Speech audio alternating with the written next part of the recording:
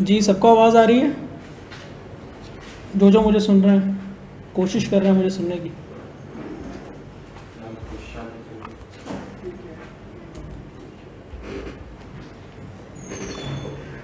सिर्फ 2 मैसेज आए हैं अभी तक मुझे, बाकी ठीक है। सर आज हमारा क्या प्लान था, किसी को याद है? सैलरी के सर जी हमने क्या करने थे? न्यूमेरिकल क्वेश्चंस करने थे। तो सर आप लोग रिवाइज भी करके आए होंगे, मैंने एक मैसेज छोड़ दिया था छोटा सा आप लोगों के लिए। तो सर रात कल सारा दिन बैठ के मैंने आप लोगों के लिए इसके सोल्यूशन बनाए हैं, तो आप लोगों को सब शेयर भी कर देते हैं जी। आप लोग करवाएंगे या मैं करवाऊँ आप लोग को, क्या बोलते हैं? हल्का फुल्का आप करवाएं, हल्का फुल्का मैं करवा देता हूँ जी। सब साथ हैं?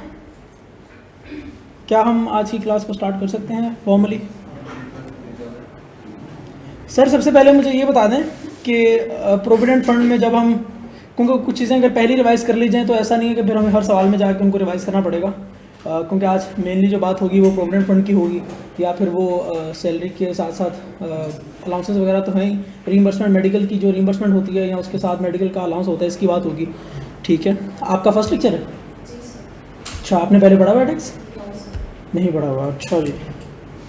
तो चलें ठीक है, फिर आपको तो स्टार्ट से करना पड़ेगा चैप्टर 4 से, लेकिन आज हमारी क्योंकि हमने एक चैप्टर कंप्लीट किया था इनकम फ्रॉम सैलरी, हमारा चैप्टर नंबर 5, तो आज हमने उसके न्यूमेरिकल्स का प्लान किया था, तो कोई मसला नहीं है, आप साथ साथ कवर कर लेगा उसे।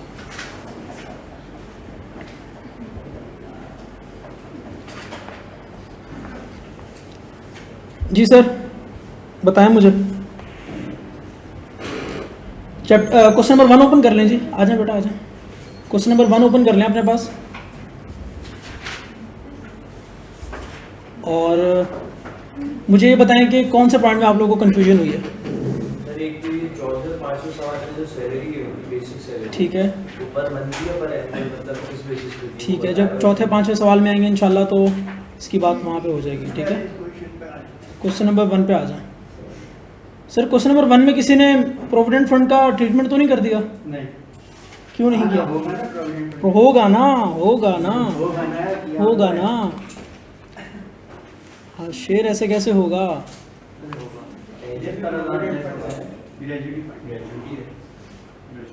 अच्छा मुझे बस 1 मिनट दें, मैं अपने पास ईमेल कर लूँ। और कहाँ गया जी हमारे पास?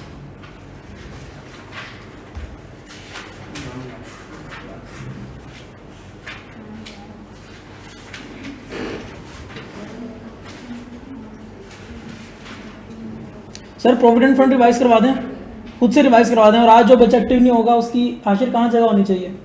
क्लास के बाहर। तो पहले तुम ही ना हो, ठीक है, इसका ध्यान करना। सर प्रोविडेंट फंड रिवाइज करवा दें मुझे प्लीज़। प्रोविडेंट फंड जब रिकॉग्नाइज होता है, एम्प्लॉय का क्या ट्रीटमेंट है, एम्प्लॉयर का क्या ट्रीटमेंट है, क्योंकि हम हर सवाल पे जाके इसको रिवाइज करने के बजाय एक बार पहले ही कर लेते हैं जी। तो बता दें मुझे, तब तक मैं मौका अपने पास ले आऊँ। इसको छोड़ो, उसके अलावा बताओ। अगर हम बात करें रिकॉग्नाइज प्रोविडेंट फंड की, तो सर उसमें एम्प्लॉय अगर कंट्रीब्यूट करता है सारा एग्जाम्प्ट हो जाएगा। उसकी रीज़न क्या है जी? सैलरी में जा रहा है। सर अगर हम ये बात करते हैं कि एम्प्लॉयर कंट्रीब्यूट करता है फिर रिकॉग्नाइज प्रोविडेंट फंड है तो लोअर ऑफ है यहाँ पे। अब अगर बात करते हैं कि उसका प्रोविडेंट फंड सर कमा के देता है उसको पैसा,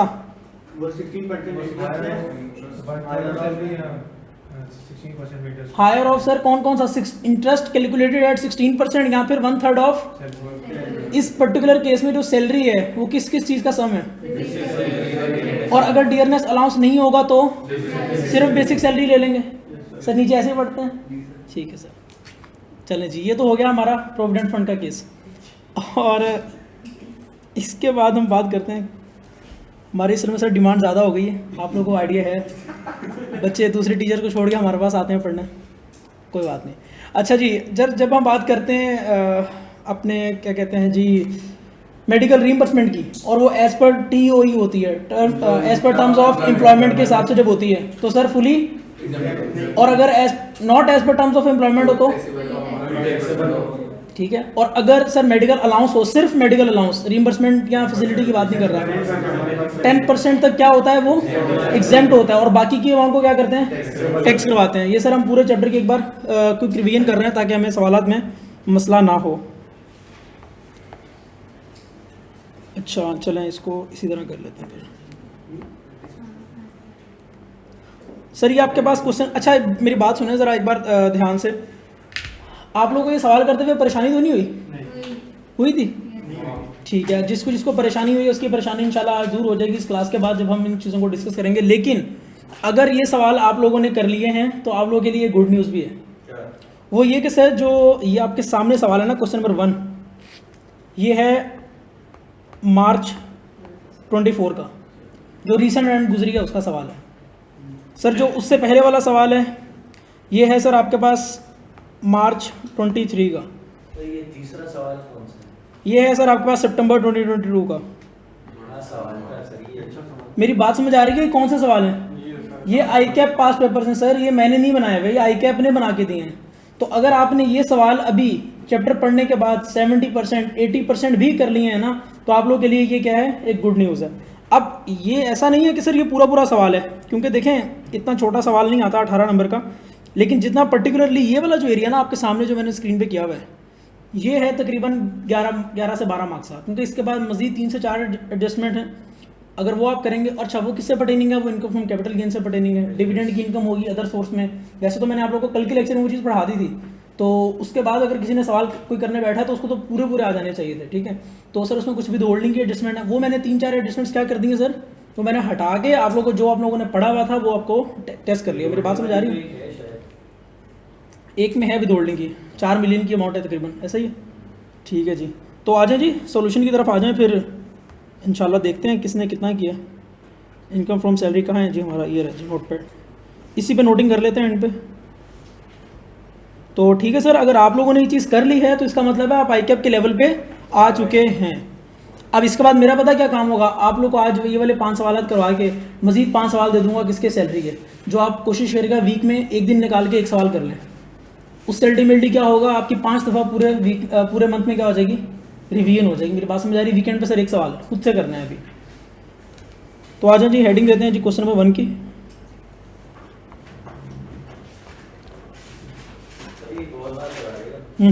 इसमें जो अभी क्योंकि आपने इनकम फ्रॉम सैलरी वाले पार्ट दिए थे ना, जी जी ऐसा ही है, 3% के टेबल से टैक्स निकालेंगे। बिल्कुल ऐसा ही है, क्योंकि कोई उसकी सैलरी के अलावा कोई इनकम ही नहीं थी। तो हम कौन सा टेबल यूज़ कर रहे होंगे, टेबल नंबर, ऑनलाइन वालों ने टेबल 1 तो नहीं यूज़ कर लिया, क्यों इलियास? बाकी भी जो लोग हैं बता दें मुझे। चलें जी,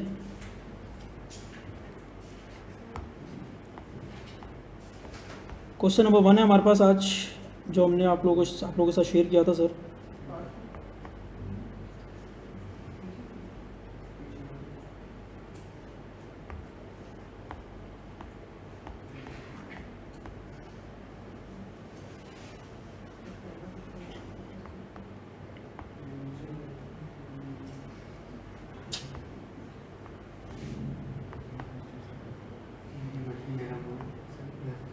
आशिर देखो, इसकी भी आदत तुम्हारी जैसी है, काम करने का इसका भी दिल नहीं करता।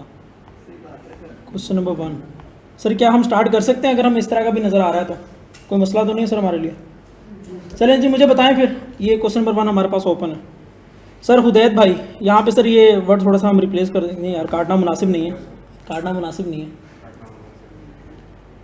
नाम ठीक है।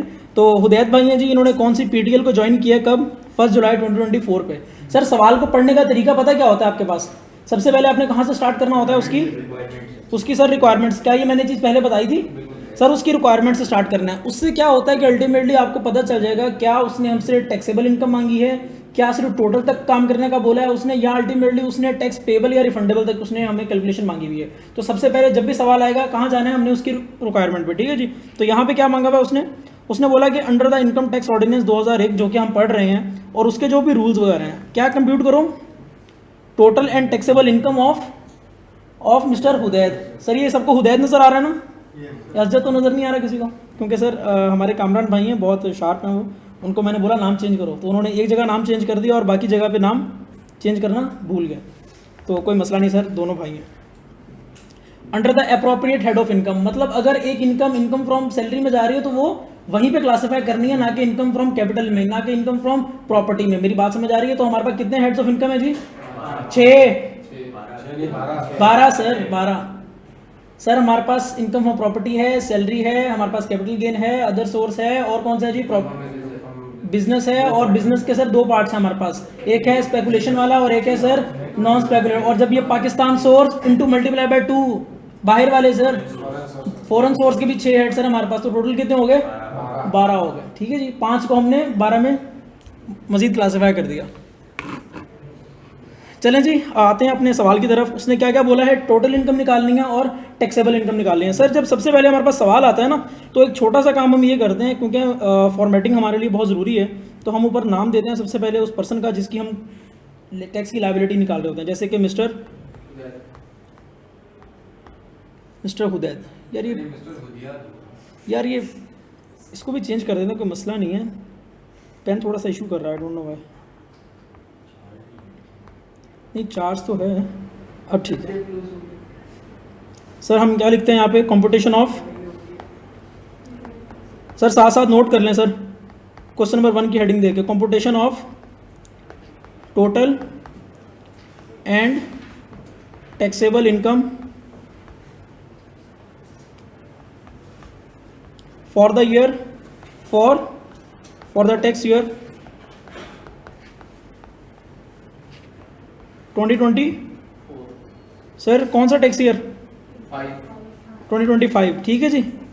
ये सर हमने एक हेडिंग जो है सबसे पहले दे देनी है जब हमने सवाल को स्टार्ट करना है। सर अब रही बात सवाल को जब हम आगे बढ़ाते हैं तो हमने एक एक चीज़ पढ़ते जाना है, हमने देखना है कौन से हेड में वो क्लासिफाई कर रहा है इस चीज़ को, हमने उस हेड की हेडिंग देनी है। जैसे इनकम फ्रॉम सैलरी है तो सैलरी की हेडिंग देके उसके बाद हमने सर बेसिक सैलरी पढ़ा तो बेसिक सैलरी लिख दिया, अलाउंस पढ़ा अलाउंस लिख देंगे। हर चीज़ को जैसे जैसे सर पॉइंट को पढ़ते जाना है वैसे वैसे उसका ट्रीटमेंट भी करते जाना है साथ साथ।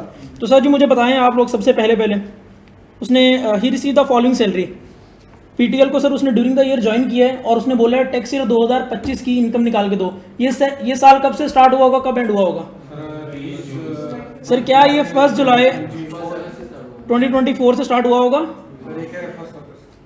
सर क्या ये एंड हुआ होगा? यार मत हंसाओ यार प्लीज। यार मैं लेक्चर का पार्ट नहीं काट सकता, ये के नीचे पढ़ते हैं बच्चे प्लीज। तो सर हमारा ये साल कब एंड हुआ होगा? 30 जून 2025। ऐसे ही जी नीचे ही पढ़ते हैं। चलें जी, अच्छा मजाक कर रहे हैं सर, सब अच्छा पढ़ाते हैं। ठीक है sir. Basic salary per month उसने खुद बोल दिया पर मंथ, अगर यहाँ पर मंथ ना लिखा होता तो हम सर इसको पर एनम ही एज्यूम करते, क्योंकि उसने यहाँ स्पेसिफिकली बता दिया है। तो सर पर मंथ एक महीने की सैलरी कितनी है उसकी? 15 लाख रुपए सर। तो यहाँ पे मैं हेडिंग देता हूँ सर इनकम फ्रॉम सैलरी की, इनकम फ्रॉम सैलरी। ठीक है जी। और सबसे पहले हम स्टार्ट करेंगे किससे? बेसिक सैलरी से। बताएं जी बेसिक सैलरी कितनी है इसकी? सर क्या मैं इसको मल्टीप्लाई करके दिखाऊं यहाँ पे? यहाँ ज़रूरत नहीं है, एक बार कर देते हैं सर, कोई मसला नहीं। एक बार कर देते हैं सर, एक बार कर देते हैं जी। बच्चा मुझे बताएं आप लोग कितनी अमाउंट बन रही है, साथ साथ बता दो जाए प्लीज़। 18 मिलियन। सर दूसरी क्या बात है इसमें? इसके अलावा और क्या है सर हमारे पास? मेडिकल का अलाउंस है सर। जब सर मेडिकल अलाउंस आ जाएगा सवाल में तो हमने उसी वक्त क्या देखना है, उसी वक्त क्या देखना है सर? मेडिकल अलाउंस हमने देखना है कि सर कहीं मेडिकल फैसिलिटी तो नहीं दी हुई, क्योंकि अगर मेडिकल फैसिलिटी दी हुई होगी और वो as per terms of employment होगी तो अलाउंस पूरे का पूरा क्या हो जाएगा? टैक्सेबल हो जाएगा, पूरे का पूरा टैक्सेबल हो जाएगा। और सर अगर medical facility not as per terms of employment होगी, मतलब सबसे पहले तो हमने ये देखना है ना कि sir as per terms of employment medical facility तो नहीं दी हुई। क्योंकि देखें अगर यहाँ पे मैं ये बोलता हूँ, अभी इस नीचे नहीं आया, अभी मैं पॉइंट नंबर 2 पे रहते हुए ये बोलता हूँ, यहाँ पे रहते हुए मैं ये बात करता हूँ कि सर मेडिकल अलाउंस दिया हुआ है आपको, तो आप लोग अल्टीमेटली क्या ट्रीटमेंट करेंगे इसका? आप 10% तक एग्जेम्प्ट करवा देंगे और बाकी क्या कर देंगे? टैक्सेबल कर देंगे। लेकिन मैं अगर आप लोगों को बोलता हूँ यहाँ पे कि यार नीचे एक बार पढ़ लेना, एक बार नजर नीचे जो है ना घुमा लो, देख लो कहीं मेडिकल फैसिलिटी तो नहीं है, कहीं रीइंबर्समेंट तो नहीं है, और आप लोग फिर अल्टीमेटली ये बोलें कि सर हाँ नीचे गिवन है मेडिकल फैसिलिटी या रीइंबर्समेंट, तो आपका ओपिनियन जो है, जो आप जिस अमाउंट पर टैक्स करवाएंगे वो अमाउंट आपकी डिफरेंट हो जाएगी सर, फिर डिफरेंट हो जाएगी। तो सर हम इसमें देखना है ये है कि जब भी हमें मेडिकल अलाउंस गिवन होगा तो एक बार सवाल में हमने नीचे देख लेना है कि कहीं medical facility as per terms of employment या not as per terms of employment given तो नहीं है कहीं पे। मेरी बात समझ आ रही है? तो सर आ जाए एक बार नीचे देख लेते हैं। पहले ही पॉइंट में उसने क्या बता दिया, पहले ही पॉइंट में उसने क्या बता दिया सर, उस बंदे को क्या मिली है, रिसीव्ड मेडिकल रीइंबर्समेंट। क्या आप लोगों को प्रोविजन याद आ रही है? सर आ जाए सर एक बार प्रोविजन याद कर लेते हैं, भूल गए होंगे बच्चे। ये लें जी, पहुंच गए हम उस प्रोविजन पे। सर जब मेडिकल अलाउंस भी दिया जाए और प्लस उसमें क्या दिया जाए साथ में, मेडिकल फैसिलिटी या मेडिकल रीइंबर्समेंट, तो सर और वो as per terms of employment हो। क्या सर यहाँ पे उसने लिखा हुआ है as per terms of employment? मेरी बात समझ आ रही है? तो क्या हमारे पास ये वाला पॉइंट रेलेवेंट हो जाता है जो मैंने भी सर्कल किया, ये वाला पॉइंट सर, क्या ये पॉइंट रेलेवेंट हो जाता है? अगर उसको मेडिकल अलाउंस भी दिया है तो हमें सबसे पहले क्या देखना है सवाल में, कहीं मेडिकल फैसिलिटी तो नहीं गिवन। ये हर सवाल में रेलेवेंट है सर, हर सवाल में रेलेवेंट है।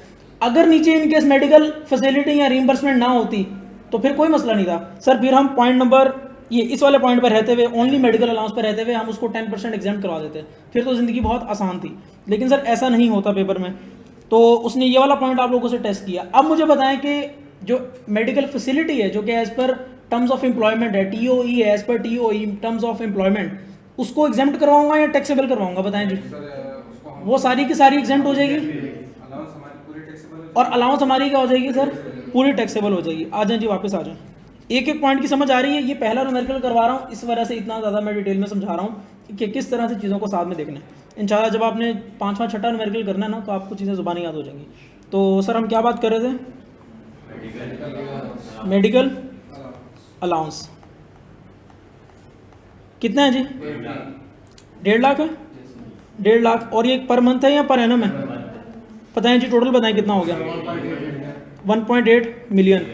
क्या कोई बच्चा मुझे भी ये कह सकता है सर इसको आपने 10% एग्जाम्प्ट क्यों नहीं करवाया, 10% ऑफ बेसिक सैलरी? फिर उसको मैं बोलूंगा कि एक बार आप सवाल को देख लें, क्योंकि उसमें सर मेडिकल रीइंबर्समेंट भी गिवन है, इस वजह से हमने क्या किया है, पूरे के पूरे को टैक्स करवाया, पूरे के पूरे को टैक्स करवाया सर, ऐसे ही है। आ जाए जी, आ जाए। अब अगले पॉइंट पे आ जाए सर। मेडिकल रीइंबर्समेंट भी दी हुई है और क्योंकि वो as per terms of employment है, ये वाला पॉइंट हम पे एप्लीकेबल था, तो हमने क्या करवा दिया, उसको एग्जाम्प्ट करवा दिया। मेरी बात समझ आ रही है सर? ऊपर कर देते हैं बेटा, अगर नजर नहीं आया तो बता देना, ठीक है? ये वाला पॉइंट है सर, नजर आ रहा है सर? हमारे ऊपर ये वाला पॉइंट एप्लीकेबल था, हमें मेडिकल अलाउंस भी दिया गया था, साथ में मेडिकल फैसिलिटी या उसकी रीइंबर्समेंट भी दी गई थी, और वो क्या थी, as per terms of employment थी। तो सर हमने उसका ट्रीटमेंट ये किया कि अलाउंस को हमने फुली टैक्स करवा दिया और जो रीइंबर्समेंट की अमाउंट थी उसको क्या करवा दिया, एग्जेम्प्ट करवा दिया। आ जाए सर, इधर आए, कितनी अमाउंट है इसकी? ₹8 lakh from PTL. Sir PTL कौन है जी? उसका एम्प्लॉयर है। यहाँ पे मैं क्या लिख सकता हूँ, मेडिकल रीइंबर्समेंट लिख सकता हूँ मैं, मेडिकल रीइंबर्समेंट। मेरी बात समझ आ रही है जी? और आगे मैं क्या लिखूंगा, आगे मैं क्या लिखूंगा सर, एज पर टीओडी होगा ना, वो तो सवाल में बता दिया उसने, कोई इतना ज़्यादा हमें डिटेल में लाइन रिप्रोड्यूस नहीं करनी, हेडिंग देगा और आगे उसकी जो ट्रीटमेंट है वो लिख देना। तो सर क्या मैं यहाँ पे एग्जाम्प्ट लिख सकता हूँ? सर आप चाहें तो एग्जाम्प्ट लिख दें, या आप चाहें तो सर ये ना लिखें और आप सिंपली क्या करें, सर आप सर सिंपली ये कर दें, कोई मसला नहीं है। टोटल इनकम में जाके फिर लेस नहीं होगा क्या? नहीं, टोटल देखो, अभी तो हम अंडर द हेड चीज़ें कैलकुलेट कर रहे हैं ना, अभी तो हमें अंडर द हेड बात करनी है कि सर अंडर द हेड कौन कौन सी चीज़ें टैक्सेबल हैं, कौन सी नहीं है। मेरी बात समझ आ रही है? ये वो वाला ट्रीटमेंट इसका नहीं करना कि हम ऊपर ऐड करेंगे, टोटल का पार्ट बनाएंगे फिर एग्जाम्प्ट करेंगे, ये वो वाला ट्रीटमेंट तो था ही नहीं, ये किसी सवाल में भी हमने ऐसी ऐसी कोई बात नहीं की, ठीक है? वो जो चीज़ है वो कब होती है, जब हमने इनकम, एक प्रॉपर स्ट्रीम ऑफ इनकम होती है हमारे पास, उसको हम बोलते हैं, जैसे बिजनेस, जैसे हमारे पास सर एग्रीकल्चर की इनकम आए, और पाकिस्तान में एग्रीकल्चर की इनकम क्या है सर, एग्जेम्प्ट है, तो उस केस में हम उसको पार्ट बनाएंगे टोटल इनकम का, लेकिन उसको अल्टीमेटली टैक्सेबल इनकम का पार्ट नहीं बनाएंगे। यहाँ पे हमने जब अंडर द हेड एक कैलकुलेशन करनी है, अंडर द हेड, अभी मैं सर अंडर द हेड बात कर रहा हूँ आप लोगों से, क्या सर जो हम कैलकुलेशन कर रहे हैं वो अंडर द हेड है? तो इस वजह से हमने यहाँ पे क्या कर दिया सर, डैश लगा दिया, एग्जाम्प्ट लिख दिया, एक ही बात है, कोई मसला नहीं है, ठीक है जी? आगे बढ़े, यहाँ तक सब साथ हैं? सर लेकिन रीइंबर्समेंट उसको मिल तो रही है ना, तो फिर वो टोटल इनकम का पार्ट बननी चाहिए। नहीं बननी चाहिए ना बेटा, क्योंकि हमने ट्रीटमेंट ये नहीं पढ़ा। हमने क्या पढ़ा था, इधर आ जाए, हमने क्या पढ़ा था, ये एग्जेम्प्ट होती है, विच मीन्स के अगर ये उसको बेनिफिट दिया जा रहा है तो ये टैक्स होना ही नहीं है। अभी अभी यही बात हो रही थी इससे, कि ये तब बनाएंगे टैक्सेबल या टोटल की बात हम तब करेंगे जब एक वो प्रॉपर स्ट्रीम ऑफ इनकम से आ रहा होगा, स्ट्रीम ऑफ इनकम से आ रहा होगा। अभी तो हम देख रहे हैं कि sir under the head salary कितने बेनिफिट्स हमें मिल रहे हैं, तो अंडर द हेड सैलरी में जितने जितने बेनिफिट्स मिल रहे हैं इसको उठा के हम कहाँ पे लाएंगे, अभी एक सैलरी के हेड में कैलकुलेशन करेंगे। अभी समझे, ये जो मैं चीज़ कर रहा हूँ ना, ये वाली जो चीज़ कर रहा हूँ सारी, ये जो मैंने बॉक्स बनाया नीचे, ये मैं अंडर द हेड सैलरी जो है ना एक वर्किंग कर रहा हूँ। अभी ये टोटल का पार्ट नहीं बनी, तो सैलरी के हेड में जब मुझे पता है कि एक चीज़ एग्जेम्प्ट है तो मैं उसको नहीं लेके आ रहा आगे। ठीक है, मेरी बात समझ आ रही है? वो टोटल में भी नहीं आएगी इस तरह से, ये टोटल में भी नहीं आएगी क्योंकि ये अंडर द हेड काउंट हो रही है। मेरी बात समझ आ रही है? इस तरह से। यहाँ तक ऑनलाइन वाले सब साथ हैं सर? कोई मसला मसाइल?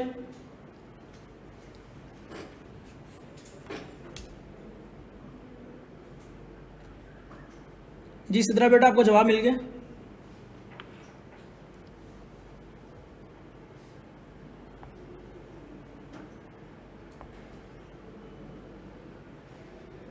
आप लोगों को नजर आ रहा है यहाँ पे? यहाँ पे कर दें, ठीक है।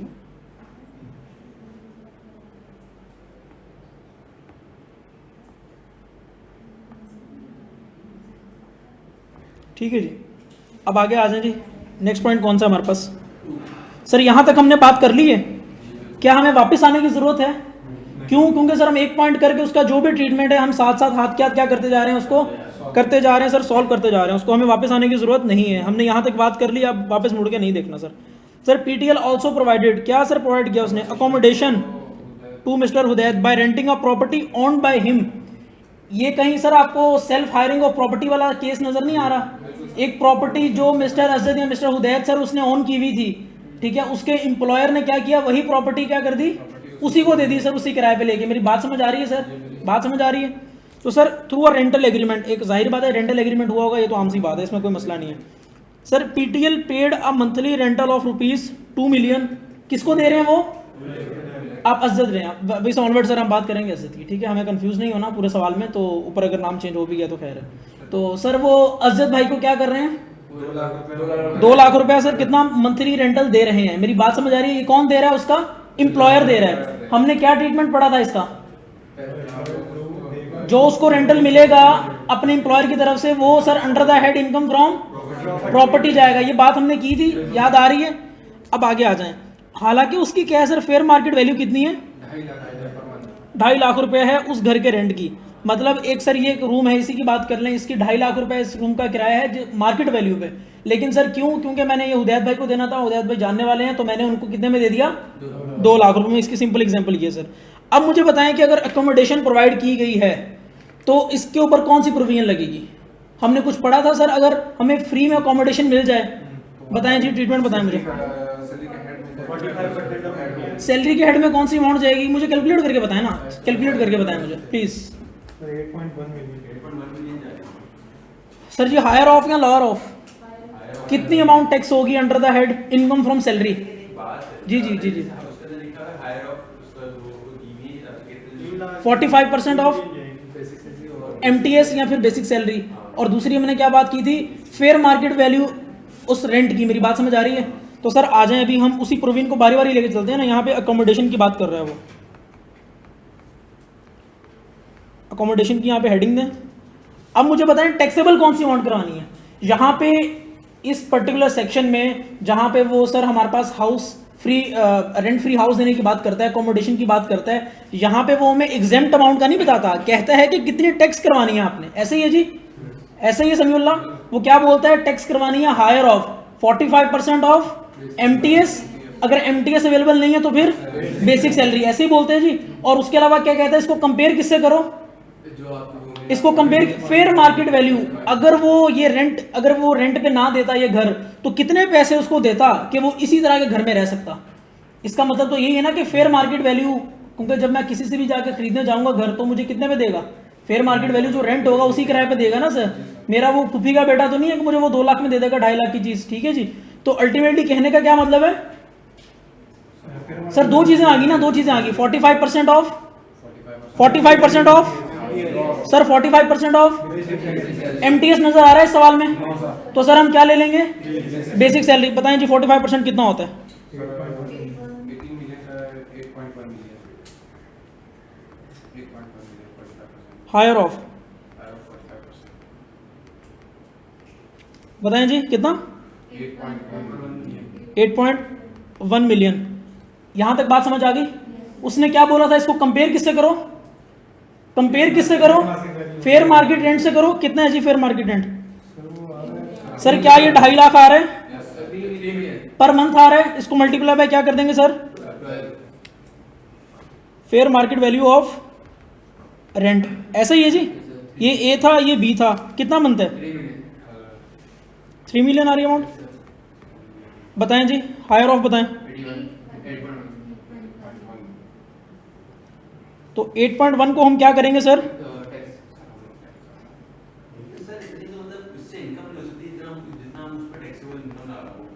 क्या समझ नहीं है हमारी बात? अगर हम जैसे एक बार ये 8.1 मिलियन इतने तो उससे निकल ही नहीं सकते। किससे नहीं निकल सकते? जो हमारा द अकोमोडेशन है, अगर जैसे हमारी अपनी प्रॉपर्टी वैसे अगर उसमें देखा जाए तो 8.1 मिलियन है, अगर हम उसको रेंट में भी देते हैं अलग से इतने तो उससे भी नहीं आते। हम लोग अपने बेसिक सैलरी से उसको टैक्स लेकिन मेरी बात सुनो, ये तुम्हें किसने प्रोवाइड किया हुआ है बेनिफिट? मतलब उसने प्रोवाइड किया हुआ है। अब जो मैं बात कर रहा हूँ, मेरी इनकम फॉर प्रॉपर्टी में जो पैसा जाना चाहिए वो मेरा इनकम फॉर प्रॉपर्टी में जा रहा है रेंट की सूरत में। जो भी मैं पैसा ले रहा हूँ, कितना पैसा ले रहा हूँ अपने एम्प्लॉयर से मैं? 2 लाख रुपए ले रहा हूँ, वो मेरा इनकम फॉर प्रॉपर्टी में जा रहा है, मेरी साइड इनकम। उसको तो तुम इस तरह लेके चलोगे कि वो सिर्फ इनकम है मेरी, मैंने एक चीज़ किराए पे दी और मुझे उससे क्या आ गई, इनकम आ गई। अब सैलरी के चैप्टर में जब हम आते हैं, जब वो बात करता है कि आपको रेंट फ्री अकोमोडेशन दी जाएगी, तो वो कहता है कि बेनिफिट कितना टैक्स होगा, बेनिफिट कितना मिलेगा। तो वो कहता है बेनिफिट है तुम्हारे पास 45% ऑफ बेसिक सैलरी अगर तो फ्री अकोमोडेशन दी हुई है। हमने ये नहीं देखना कि प्रॉपर्टी सर एक रूम की प्रॉपर्टी है या पता नहीं 10 रूम्स की प्रॉपर्टी है, 10 एसी लगे हुए हैं, 5 एसी लगे हुए हैं, ये नहीं देखना। उसने हमें एक प्रोविजन बता दी है और वो लिंक किससे सर, बेसिक सैलरी से लिंक्ड है। तुम उस बंदे की बेसिक सैलरी भी तो देखो, बेसिक सैलरी भी तो देखो। तो जब उसको रेंट फ्री अकोमोडेशन दी जाएगी तो सर हमने दो चीज़ों को कंपेयर करना है। क्या? एक 45% of MTS, if MTS is not available then basic salary, और fair market value of rent. इसमें से जो हायर होगा वो क्या हो जाएगा सर, वो टैक्स हो जाएगा। ठीक है जी। तो क्या यहाँ पे 8.1 मिलियन बनता है? मेरी बात समझ आ रही है? इसके बाद बताएं जी आगे और कौन सा पॉइंट है, ट्रीटमेंट बता दें मुझे उसका। सर क्या वापस आने की जरूरत है इसके बाद ऊपर? नहीं सर, आगे आ जाए फिर सर, पॉइंट नंबर 3 पे आ जाए। पहले इसको पढ़ें और मुझे बताएं। सर ड्यूरिंग द ईयर अजहद भाई ने कितने शेयर्स बेचे हैं? 1 lakh shares office x employer. वो कौन सर जी? एमपीएल था, मार्वल पेंट्स लिमिटेड। वो कौन सी है जी? प्राइवेट कंपनी है। कल हमने बात करते हुए एक बात बीच में की थी, जब हम under the heads capital gain एक बात कर रहे थे कि सर अगर लिस्टेड वाले शेयर्स होंगे तो वो कहाँ जाते हैं? सेपरेट ब्लॉक में टैक्स होते हैं। सर अगर हमारे पास प्रॉपर्टी होती है तो वो कहाँ जाती है जी? इमूवेबल प्रॉपर्टी, सेपरेट ब्लॉक, उसके भी सेपरेट रेट्स पड़े थे। लेकिन जहां पे हमने ये बात की थी कि सर हमारे पास शेयर्स होंगे और वो अनलिस्टेड कंपनी के होंगे या वो कौन से होंगे? प्राइवेट कंपनी के, तो वो कहाँ जाते हैं सर? एनटीआर में जाते हैं, नॉर्मल टैक्स रिजीम में जाते हैं ना। वो टैक्स वो हमारा सेपरेट ब्लॉक में तो नहीं जाते ना सर। तो यहाँ पे प्राइवेट कंपनी का मतलब है कि यहाँ से जो इनकम आएगी वो कहाँ जाएगी? सेपरेट ब्लॉक में जाएगी, एनटीआर में जाएगी? एनटीआर में जाएगी ना। हाँ, शेयर प्राइवेट कंपनी है, प्राइवेट कंपनी है। तो यहाँ अभी इस प्रोविजन को पढ़ें। सर उसने शेयर्स बेचे हैं, ठीक है जी। शेयर्स किस में कैटेगराइज होते हैं? इनकम फ्रॉम कैपिटल गेन में। क्या ये एक दूसरा हेड आ गया हमारे पास? तो उसने जो बात की हुई थी under the correct head of income या अप्रोप्रिएट हेड ऑफ इनकम, ये रेलेवेंट होगी उसकी बात।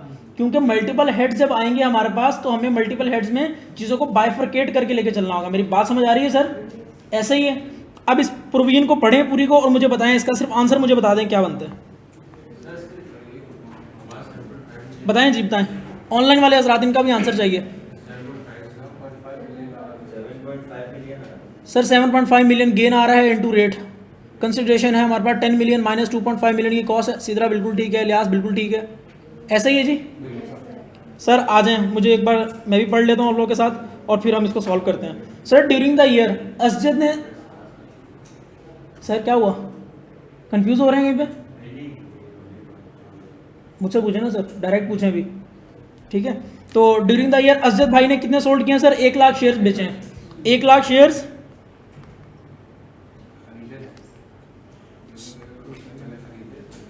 ठीक है, तो कितना का जी? 8 रुपीज़ 100 पर शेयर। ये नेट ऑफ एक्सपेंस लिखने का क्या मतलब है उसका? क्या हमने ये बात कहीं पढ़ी है? एक्सपेंस कौन सा होता है शेयर खरीदने या बेचने में? क्या कमीशन का एक्सपेंस होता है जो हम ब्रोकर्स को पे कर रहे होते हैं? ये उस एक्सपेंस की बात कर रहा है कि सपोज मैंने सर 102 रुपये का खरीदा था, या सपोज मैंने 98 रुपीज़ का खरीदा था शेयर, 2 रुपये मेरा खरीदने का खर्चा हो गया, तो टोटल कितनी कॉस्ट बन गई मेरी? 100 रुपये बन गई ना सर। तो सर वो 100 रुपये की बात कर रहा है। सपोज मैंने 98 का खरीदा और 2 रुपये मेरे कमीशन की कॉस्ट थी, तो टोटल कॉस्ट मेरी कितनी होगी? 100 रुपये की होगी। लेकिन अभी यहाँ पे वो किसकी बात कर रहा है? बेचने की बात कर रहा है। ऐसे ही है, बेचने की बात कर रहा है अभी। तो इसका क्या मतलब है? अगर मेरी 102 की प्राइस एग्री हुई होगी, सर मैंने आपको शेयर बेचना है, मेरी आपसे प्राइस एग्री होगी 102 रुपये, ठीक है, और क्योंकि मैंने किसी बंदे के थ्रू बेचना है तो मेरा कमीशन कितना है उसके ऊपर जो मैंने देना है उसको? 2 रुपये का कमीशन। तो नेट पे मेरा 2 रुपये खर्चा था और 102 रुपये मेरी प्राइस थी, तो नेट पे 100 रुपये मिलेगा मुझे। तो असल में यही बात कर रहा है कि प्रॉपर्टी शेयर जो असजद ने सोल्ड किया है, बेचा है, वो कितने का बेचा है? 100 रुपये का शेयर बेचा है, और उसको वो मिला कितने का था? बताएं जी। These shares were issued to him under the employee share scheme in tax year 2021 at rupees 25 per share. The market value of the shares on the date of issuance was rupees 40. मुझे बताएं इस particular scenario में कि sir cost कितनी होगी? आ जाए एक minute sir, चले जाएं, वापस चले जाएं 2021 में चले जाएं। जब 2021 में उसको शेयर्स इशू हुए थे, तब 21 रुपये का उस शेयर की वैल्यू थी जितने इशू हुआ।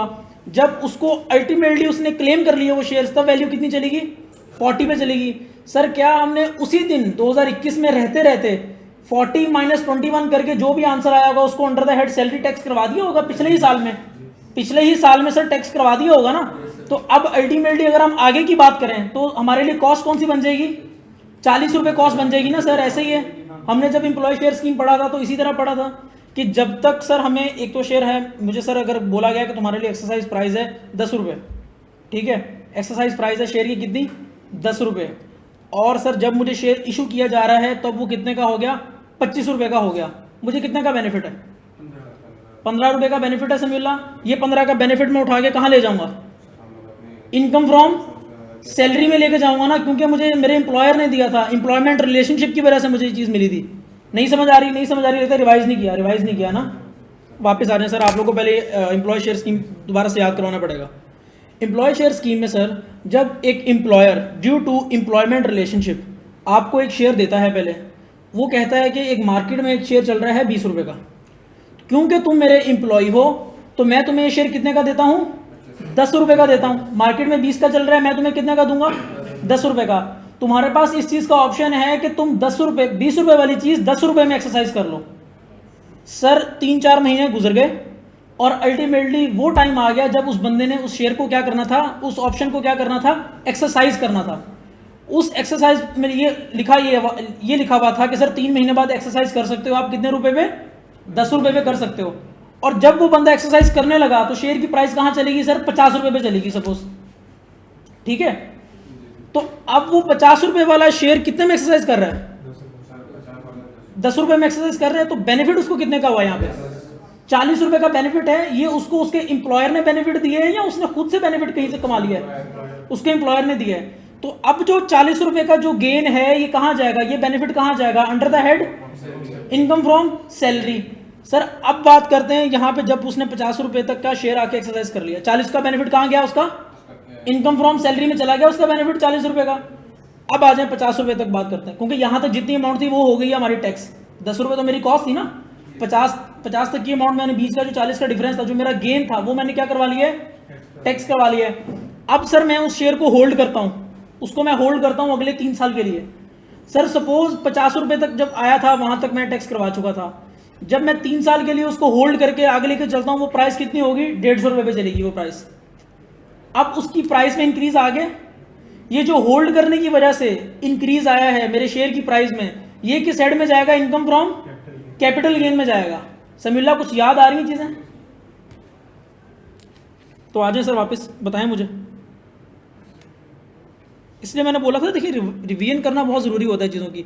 अगर आपने 4-5 दिन पहले का लेक्चर इस बेस पर छोड़ दिया कि ये तो अभी भी पढ़ा हुआ था, तो इस तरह तो चीज़ें नहीं हो पाएंगी।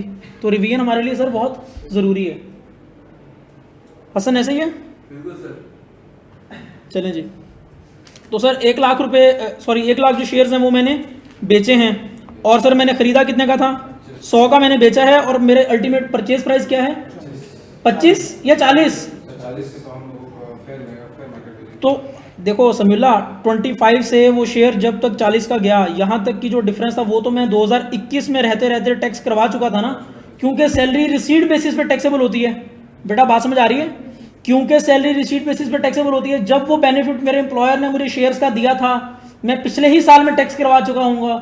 वो 2021 की बात थी, वो बात गुजर गई। अब सर मैं बात कर रहा हूँ 2025 की बात कर रहा हूँ सर, 2025 की बात कर रहा हूँ। तो इस पर्टिकुलर सिनेरियो में अब मुझे बताएं कि मेरे लिए कॉस्ट कितनी बनती है? 40 रुपये कॉस्ट बनती है, और 60 रुपये का 60 रुपये का हमारा नेट। क्या सर यही आंसर है? ऐसा ही है जी? आंसर बताएं मुझे फाइनल।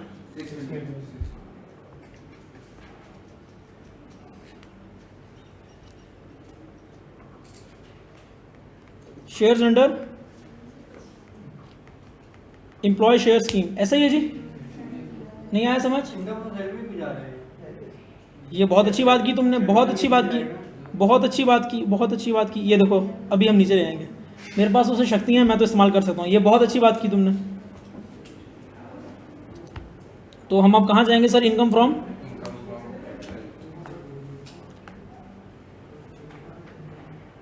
और मैं इसको ये भी नहीं लिखूंगा, share under employ share scheme भी नहीं लिखूंगा, क्योंकि मैंने डायरेक्टली शेयर्स बेचे हैं। मेरी बात समझ आ रही है? जब एम्प्लॉय शेयर स्कीम में था वो 2021 तक था, वो 2021 तक टैक्स हो चुका था।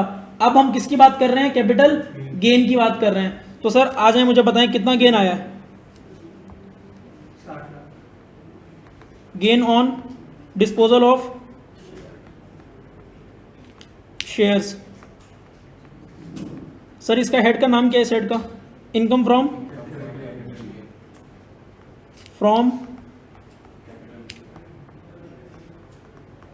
Capital gain. मेरी बात समझ आ रही है सर? या जो आती हैं वो भी भूल रही हैं?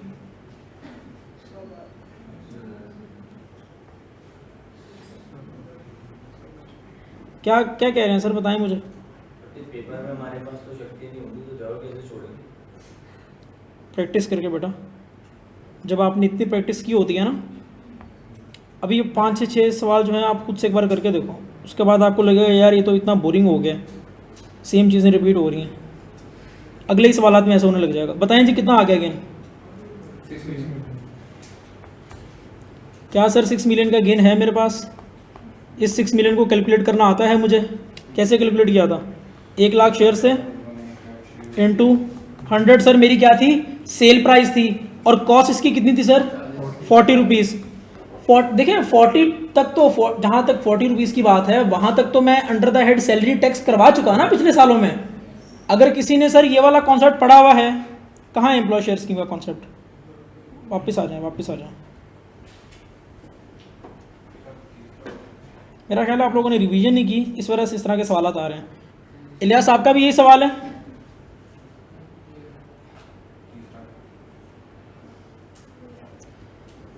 नहीं सर, मेरी बात सुनिए, देखें calculation of cost of share for computing capital gain, वो क्या कहता है? कॉस्ट कौन कौन सी होनी चाहिए? एक तो वो कंसिडरेशन जो हमने कहाँ दी थी? परचेज ऑप्शन को परचेज करने के लिए जो दी थी। दूसरी वो वाली कॉस्ट हमारी जो हमने शेयर एक्सरसाइज करने के साथ पैसे दिए थे कुछ, ठीक है। तीसरा वो क्या कहता है कि वो वाला गेन जो आप under the head salary tax करवा चुके हैं। ये 3 चीज़ें कॉस्ट का पार्ट बनती हैं, ऐसा ही है जी। तो अब जो अल्टीमेटली जहाँ तक अमाउंट आ चुकी उससे ऑनवर्ड ही बात करूंगा ना मैं सर, क्योंकि वहां तक 40 रुपए तक तो रहते रहते मैं under the head salary tax करवा चुका हूं, ऐसा ही है। तो आ जाए जी वापस। सर हमारा कितना गेन आ गया? 6 मिलियन का। तो इस पॉइंट तक तो हमने सर बात कर ली है। अब मुझे ये बताएं, यहाँ पे कहीं सैलरी का हेड तो टच नहीं हो रहा था इस वाले पॉइंट में, लेकिन अगर यही वाले शेयर्स, अगर यही शेयर्स उसने इस साल में दिए होते, यही शेयर 2021 की बजाय उसने 2025 में दिए होते, तो फिर सर मेरे पास क्या आता? इनकम फ्रॉम सैलरी में जाके ये टैक्स होता, ना कि इनकम फ्रॉम कैपिटल गेन में। अब क्योंकि ये शेयर्स उसने कब दिए थे 2021 में, तो सर जब शेयर्स एम्प्लॉयर से मिले ड्यू टू एम्प्लॉयमेंट रिलेशनशिप, वो बेनिफिट मुझे उस वक्त मिला। तो जब बेनिफिट मिला सैलरी के केस में टैक्स हो गया। अब जब हमने आगे शेयर्स को होल्ड किया है 3 साल के लिए, 4 साल के लिए, 2025 में आगे जब हम बेचने लगे हैं शेयर्स, तो अब क्या करेंगे हम? कैपिटल गेन में लेके जाएंगे। मेरी बात समझ आ रही है जी? आ जाएंगे पॉइंट नंबर 4 पे आ जाए। 5 लाख रुपए उसको कहाँ से मिले जी? अनअप्रूव्ड ग्रेचुटी से। ग्रेचुटी जो सर स्कीम होती है अनअप्रूव्ड जब होती है, 5 लाख रुपए मिले सर, एग्जेम्प्ट कितनी अमाउंट होती है बताएं? 50% ऑफ द अमाउंट रिसीव ऐसे और 75,000 लोअर ऑफ की बात करते हैं सर, तो बताएं जी। सर यहाँ हम बात करते हैं अनअप्रूव्ड ग्रेचुटी की। क्या ये अंडर द हेड बिजनेस आएगी सर? सैलरी आएगी सर, सैलरी आएगी। इतना जुल्म नहीं करना सर।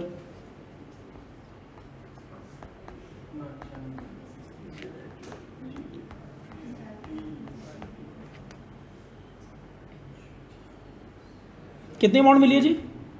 50% of 5 lakh. 5 लाख मिला जी। एग्जेम्प्ट कितनी है जी इसमें से? 50. एग्जेम्प्ट है जी लोअर ऑफ। यही बात करते हैं हम इसमें। 75,000 यहाँ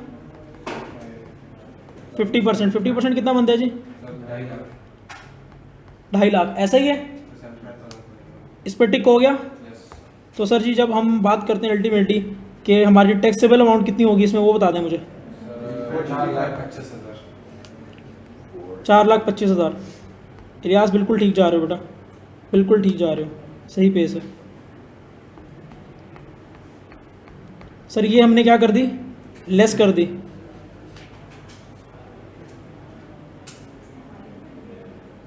पता चल गया सर कैलकुलेशन कैसे करनी है? 4,25,000 बताएं जी, टोटल सम करके बताएं। कोई प्रोविजन रह गई है, कोई पॉइंट रह गया हमारा इसके बाद? इस सवाल में देख के बताएं जी, कोई पॉइंट रह गया हमारा? इनकम फ्रॉम प्रॉपर्टी का रह गया. इनकम फ्रॉम प्रॉपर्टी का रह गया? बिल्कुल सर। तो अब हमें एक हेड और ओपन करना पड़ेगा, उसका क्या नाम है जी?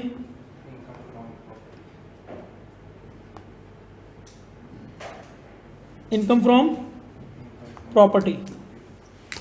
इसी तरह सर पेपर में भी हमने अपना दिमाग को खुला रखना है। इनकम फ्रॉम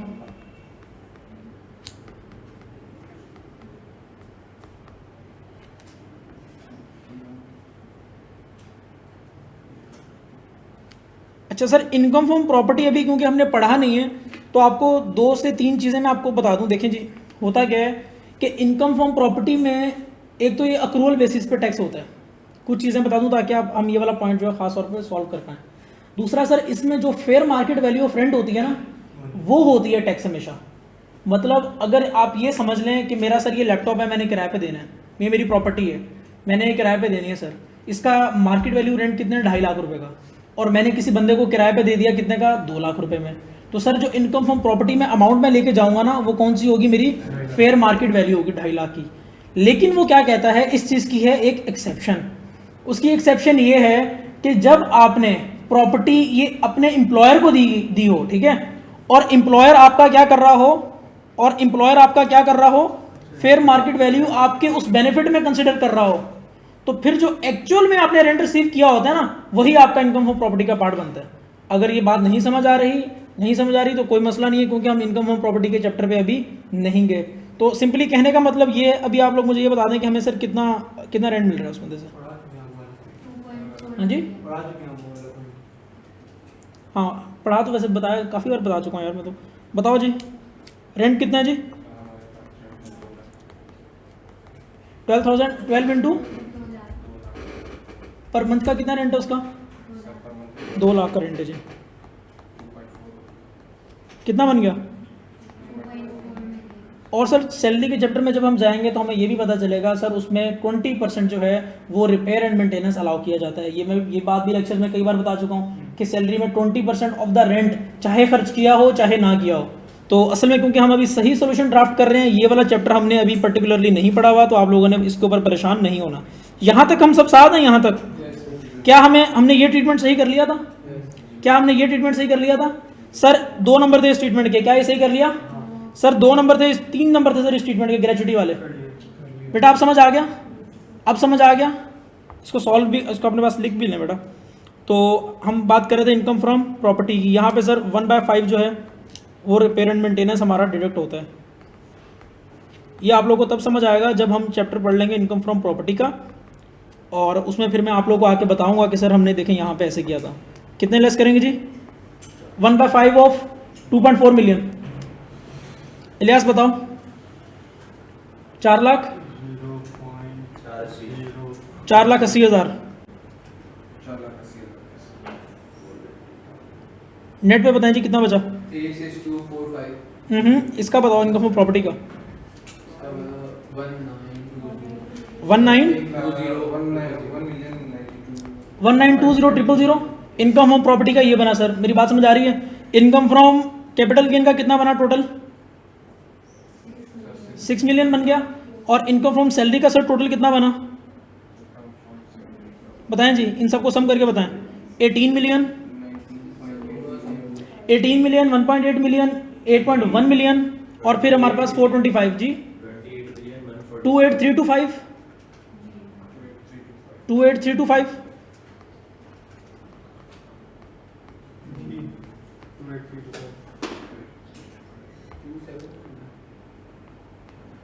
जी सब मुझे बता दें जी। थैंक यू बेटा सिरा, thank you so much. Paper में एक ही पेन चलेगा? जी बेटा एक ही पेन चलेगा, पेपर में इतना टाइम नहीं होता कि हम पेन चेंज कर पाएँ। तो मेरे प्यारे भाइयों मुझे बताओ सर, हमारे पास सारे हेड से इनकम आ गई है। जब हम सम ऑफ ऑल 5 हेड्स कर देते हैं तो क्या आता है हमारे पास? Total income. और सर अगर कोई डिडक्टेबल अलाउंस ना हो, अगर कोई एग्जेम्प्ट इनकम ना हो, अगर कोई एफटीआर वाली इनकम ना हो, अगर कोई सेपरेट ब्लॉक वाली इनकम ना हो, तो टोटल ही क्या बन जाती है? टैक्सेबल बन जाती है। क्या मुझे कल वाला फॉर्मेट दोबारा से रिवाइज करवाने की जरूरत है एक बार? मेरा ख्याल है। हाँ जी टोटल बताएं जी, मुझे टोटल बताएं कितना बनता है सर। ओवरऑल आ रहा है 36.245। तो क्या मैं इसको ये बोल सकता हूँ कि जी total and taxable income total, क्योंकि हमारे पास ना तो कोई सेपरेट ब्लॉक है, ना तो कोई एफटीआर वाली इनकम है, ना हमारे पास कोई एग्जेम्प्ट इनकम है, ना हमारे पास कोई डिडक्टेबल अलाउंस है। तो इस वजह से हमारी टोटल इनकम ही क्या बन जाएगी? टैक्सेबल इनकम बन जाएगी। Total and taxable income. बेटा ये सारी चीज़ें जो हैं हम चैप्टर 4 में पढ़ के आ चुके हैं, तो इस वजह से आपको अगर कहीं पे गैप नज़र आ भी रहा है तो उसका मसला नहीं है, सारे कॉन्सेप्ट्स होना ज़रूरी हैं। तो 36245000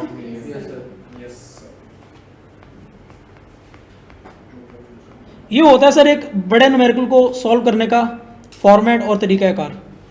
ये अगर किसी ने नोट नहीं किया हुआ तो अपने पास इसको काइंडली नोट कर लें। मेरे नज़दीक सर एक बच्चा फेल हो सकता है अगर उसने ये भी सही से ना लिखा हो। ICAP के एग्जामिनर का कुछ पता नहीं होता, वो कब बीवी से मार खा के आया हो। हमें तो सर इस चीज़ का खैर अभी इतना आइडिया नहीं है, लेकिन आपके जैसे ही हैं सर हम भी। ठीक है जी, तो हमने इस चीज़ का ख्याल रखना है कि हमें सारी फॉर्मेटिंग का पता हो। Sir same with the case of FAR 1 FAR 2। ठीक है जी, वहाँ पे हम ये नहीं कर सकते कि हमें PNL में लिख दें एज एट, और बैलेंस शीट में ये नहीं कर सकते कि फॉर द ईयर।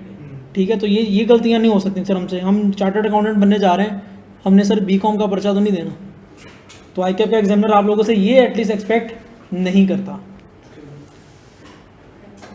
जी बताएं मुझे।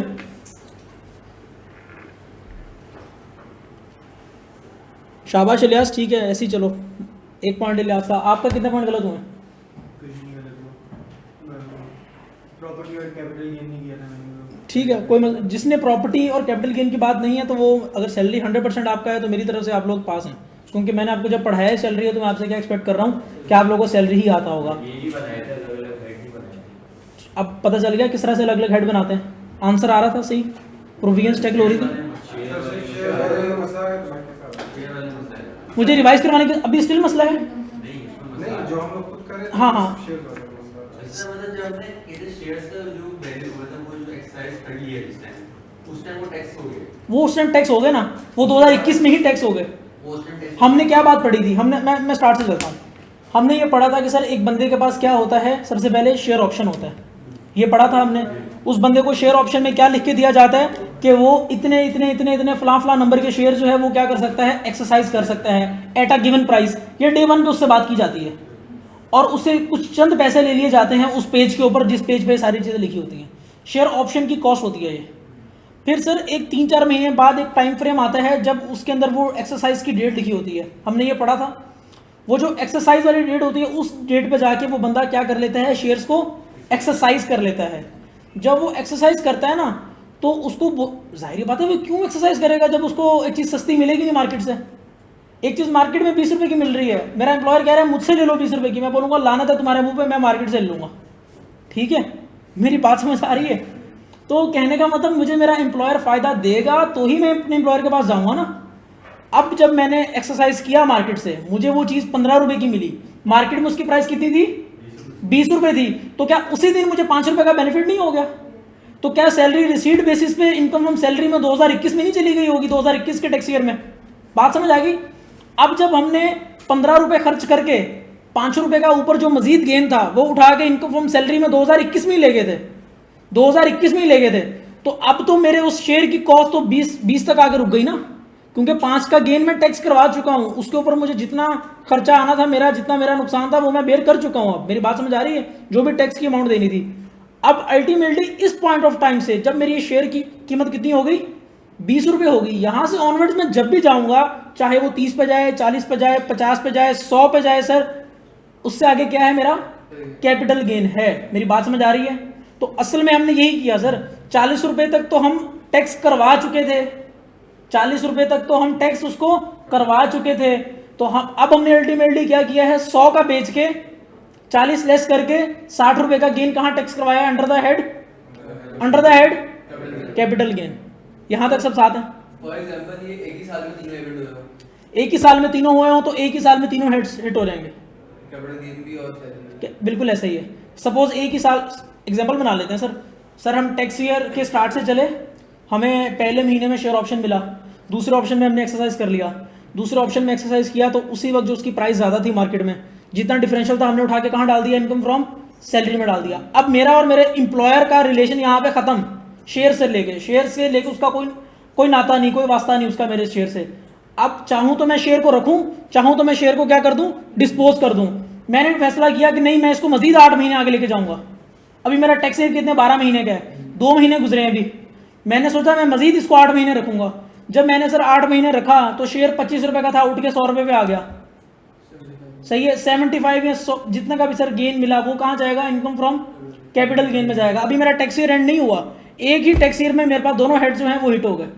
बात समझ आ रही है? सर फॉर एग्जांपल वो शेयर जो है वो एम्प्लॉयर वापसी मांगते हैं, क्या मुझे इतने रेट पे दे दो, मेरा फॉर एग्जांपल वो तो सेल हो जाएगी ना, वो तो सिंपल सेल हो जाएगी। एम्प्लॉयर वापसी, वो भी कैपिटल। देखो मैं शेयर मेरा होने के बाद मैं जिसको भी बेचूंगा वो तो फिर मैं बेच रहा हूँ ना शेयर, उसका मालिक मैं हूँ और अगला खरीदने वाला उसका बायर है, तो वो तो सिंपल कैपिटल गेन में आएगा। जब हम ये बात करते हैं कि उसने शेयर बेच दिया, हम पार्टी आइडेंटिफाई नहीं करते, जिसको भी बेच दिया, फिर जिसको भी बेच दिया, हमारा सर ताल्लुक किससे, कैपिटल गेन से ताल्लुक है। मेरी बात समझ आ रही है? यहाँ तक सब साथ है तो मुझे बता दें फिर। क्वेश्चन नंबर 1 सर सब पास हैं इसमें से, अपने आप को खुद से नंबर दे दें, खुद से नंबर दे दें। यार सामने से पानी का एक गिलास लाते हो प्लीज, ये सामने होगा।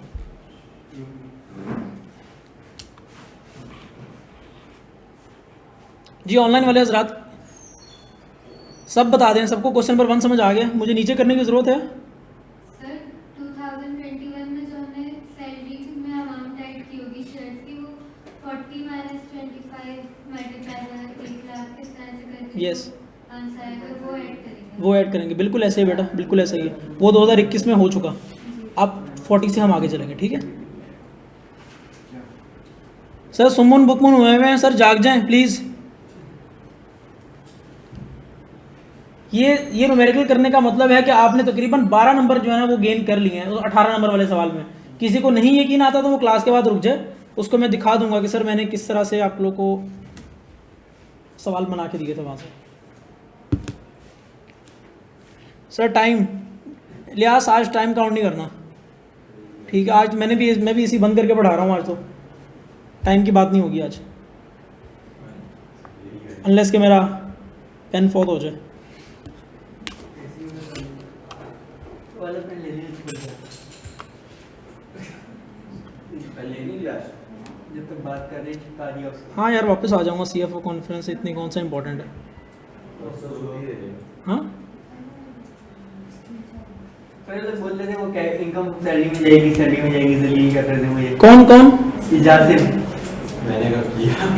बोल रहा था सैलरी में जाएगी, salary चले में सर, जाएगी। सर सब सांस ले लिए सर, सब ने सर नीचे कर सकते नीचे कर दें, ये ले बेटा, ठीक है यहाँ पे हैं। सर नोट कर लें, फिर आगे वाले सवाल पे चलें।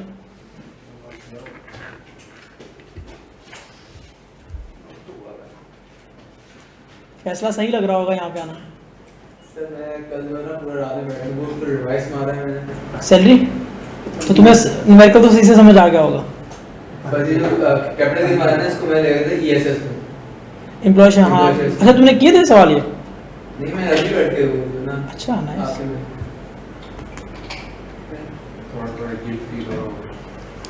कोई बात नहीं सर, इंसान को अपने ही फैसलों पे जो है ना पछतावा हो जाए तो अच्छी यार बात आपको है। पता नहीं था ना मसला ये। अरे यार अभी क्लास में बैठ के ऐसी बातें नहीं करो यार। आवाज़ आती है ऑनलाइन वालों को? वो भी तो बनना है।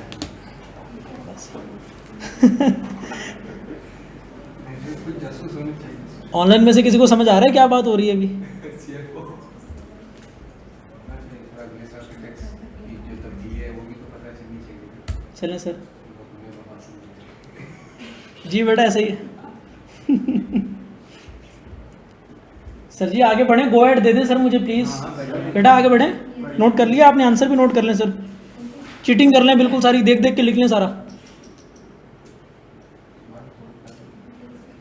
चलें जी क्वेश्चन नंबर 2 में आ जाएं। सैलरी का मॉक ओपन कर लेते हैं। ये तो हमने सारी बातें कर ली हैं।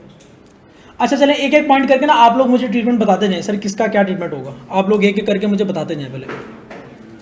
सर सबसे पहले रिक्वायरमेंट, ये अपनी आदत बना लें। सर अगर 2 रिक्वायरमेंट्स हो तो एक पढ़ के पहले उसके ऊपर काम करें, ठीक है? मेरी बात समझ आ रही है? कंफ्यूज नहीं होना कि सर A और B रिक्वायरमेंट भी होती है बिल्कुल, लेकिन पहले हम A का जवाब देंगे और फिर B का जवाब देंगे।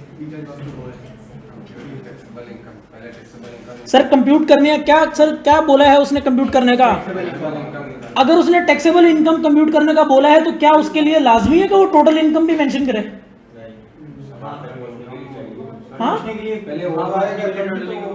पहले टोटल निकलेगी तो टैक्सेबल पे आओगे ना, तो अल्टीमेटली अगर उसने टैक्सेबल इनकम ही बोल दिया विच मीन्स के टोटल इनकम भी निकालोगे आप।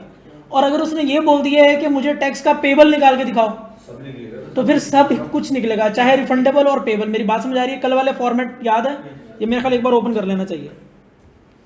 कहाँ है जी? ये है ना सर, ये देखेंगे, ये थी हमारी एग्जांपल।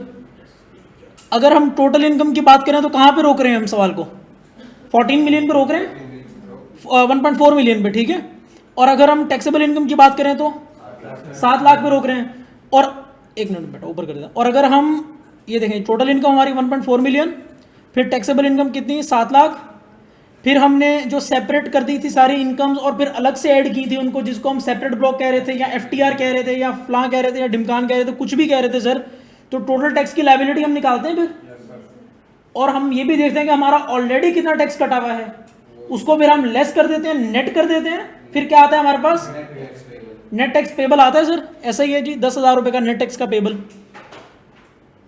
तो ये है सर तरीका। अगर उसने पेबल पूछा हुआ है तो इसका मतलब उसने ये भी पूछा कि लायबिलिटी कितनी है, इसका मतलब उसने ये भी पूछा कि टैक्सेबल कितनी है, उसने ये भी पूछा कि टोटल इनकम कितनी है, उसको फिर अलग से बताने की जरूरत नहीं है। मेरी बात समझ आ रही है? हाँ अगर उसने सवाल में बोल दिया कि टैक्सेबल इनकम तक आओ तो ये जो चीज़ें हैं, ये इससे नीचे ये सारी चीज़ें करने की जरूरत है नहीं। और अगर आप ये कर रहे हैं तो क्या कर रहे हैं आप? टाइम ज़ाया कर रहे हैं सर, ठीक है जी? टाइम ज़ाया नहीं करना हमने पेपर में, टाइम की बहुत। सर पेपर के जो पूरा जो 6 महीने का आपका जो बैच होता है ना, सेशन होता है, ये सारा एक तरफ होता है और आपका लास्ट मंथ जो है ना वो एक तरफ होता है। फिर उसके बाद जो आपका आखिरी महीना जो है ना वो एक तरफ होता है और आपका जो आखिरी का एक हफ्ता है ना, जो जिसमें आप स्ट्रेटेजाइज करते हैं चीज़ों को, वो एक तरफ होता है। उस आखिरी हफ्ता एक तरफ होता है, और जो पेपर के 3.5 घंटे हैं ना, 3 घंटे, 3.5 घंटे, 3 घंटे वो एक तरफ होते हैं। और उसमें भी जो सबसे इंपॉर्टेंट है ना, वो पहले 15 मिनट होते हैं, किसी को अगर पता हो तो सही है। वो 15 मिनट का जो रीडिंग टाइम है ना सर, वो एक तरफ है, और आपके 6 महीने, आपके साल की कोशिश, जितना भी टाइम की कोशिश है आपकी, वो एक तरफ है। सर 15 मिनट आपका जो है वो रीडिंग टाइम होता है पेपर में, और बाकी 3 घंटे का क्या होता है, पेपर जिसमें आप कर सकते हैं। तो रीडिंग टाइम में सर हम पेन को हाथ नहीं लगा सकते होते, ठीक है। हाँ बिल्कुल हाशिर, अरे बिल्कुल ऐसा है, नहीं लगा सकते हैं, इतनी भी वो नहीं। हाँ आप अंडरलाइन ज़रूर कर सकते हैं, आप लिख नहीं सकते कुछ, तो अंडरलाइन आप ज़रूर कर सकते हैं। तो कहने का मतलब MCQs टेक्स्ट में MCQs नहीं होते। तो सर कहने का मतलब वो 15 मिनट का जो टाइम है वो हमारा सर इस पूरे सेशन का क्या होगा, क्रक्स होगा।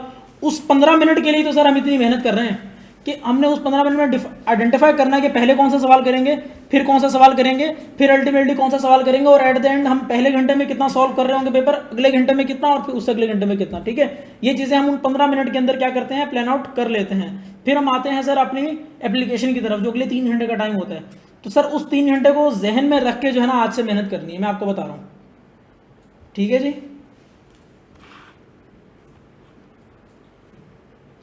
जी बेटा रिजल्ट तो जाहिर है फिर आपकी मेहनत का नतीजा होता है, उसमें तो मैं ये कहता हूँ जिसने जितनी मेहनत की हो फिर उसको परेशान होने की ज़रूरत नहीं होती, ठीक है। तो रिज़ल्ट से नहीं घबराना सर, मेहनत से घबराना है, क्योंकि मेहनत हम लोग नहीं करते, हम सब लोग रिज़ल्ट से घबराते हैं। चलें जी आ जाएँ, छोड़ें सारी बातें, इतना टाइम नहीं है हमारे पास। बताएं जी नजीब रेजिडेंट इंडिविजुअल है, रेजिडेंट इंडिविजुअल की वर्ल्ड वाइड इनकम काउंट होती है या टैक्स होती है? टैक्स पढ़ रहे हैं सर। तो अब आप लोग की मुझे खामोशी नजर ना आए क्लास में प्लीज, आ जाए जी। नजीब हमारे पास क्या है, रेजिडेंट इंडिविजुअल है, who has been working at PGA limited, ठीक है जी, फॉर पास्ट 8 ईयर्स, 8 साल से वहां पे काम कर रहा है। On 31 July he retired from PGAL and receive the final settlement of on 15 August. Tax year कौन सा सर? 2024। कब से स्टार्ट हुआ होगा, कब एंड हुआ होगा जी मेरे प्यारे भाई?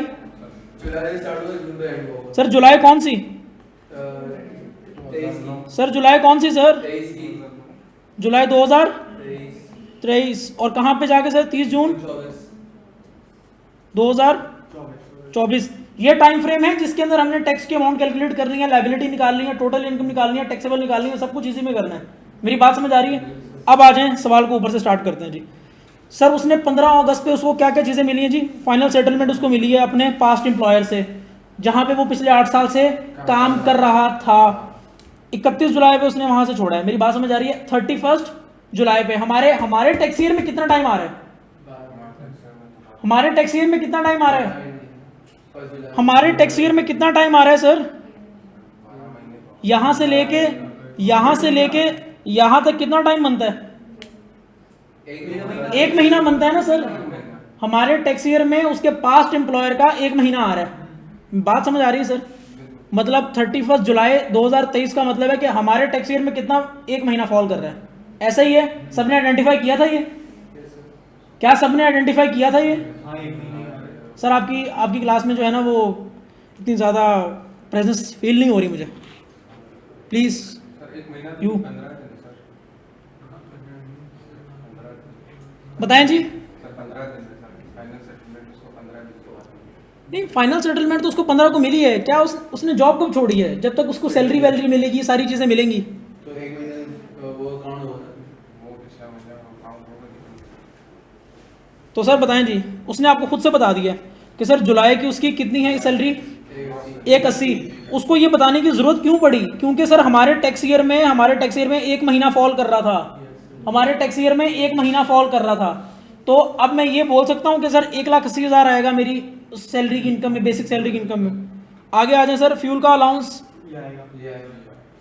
क्या उसको कोई अलग प्रोविजन देने की जरूरत है इसके लिए? मैंने क्या बोला था, जब कोई बेनिफिट नजर आए तो उठा के क्या कर देना, ऐड कर दो सर, ऐड कर दो। 27,000 ऐड हो जाना चाहिए। डिस्कस कर लेते हैं फिर इंशाल्लाह इसको लिख भी लेंगे। Sir leave encashment sir as it is आएगी, ऐसा ही है। यहां तक सब साथ हैं जी। 3 नंबर आप लोग के हो गए कंफर्म, ठीक है। अब आ जाए अगली बात पे।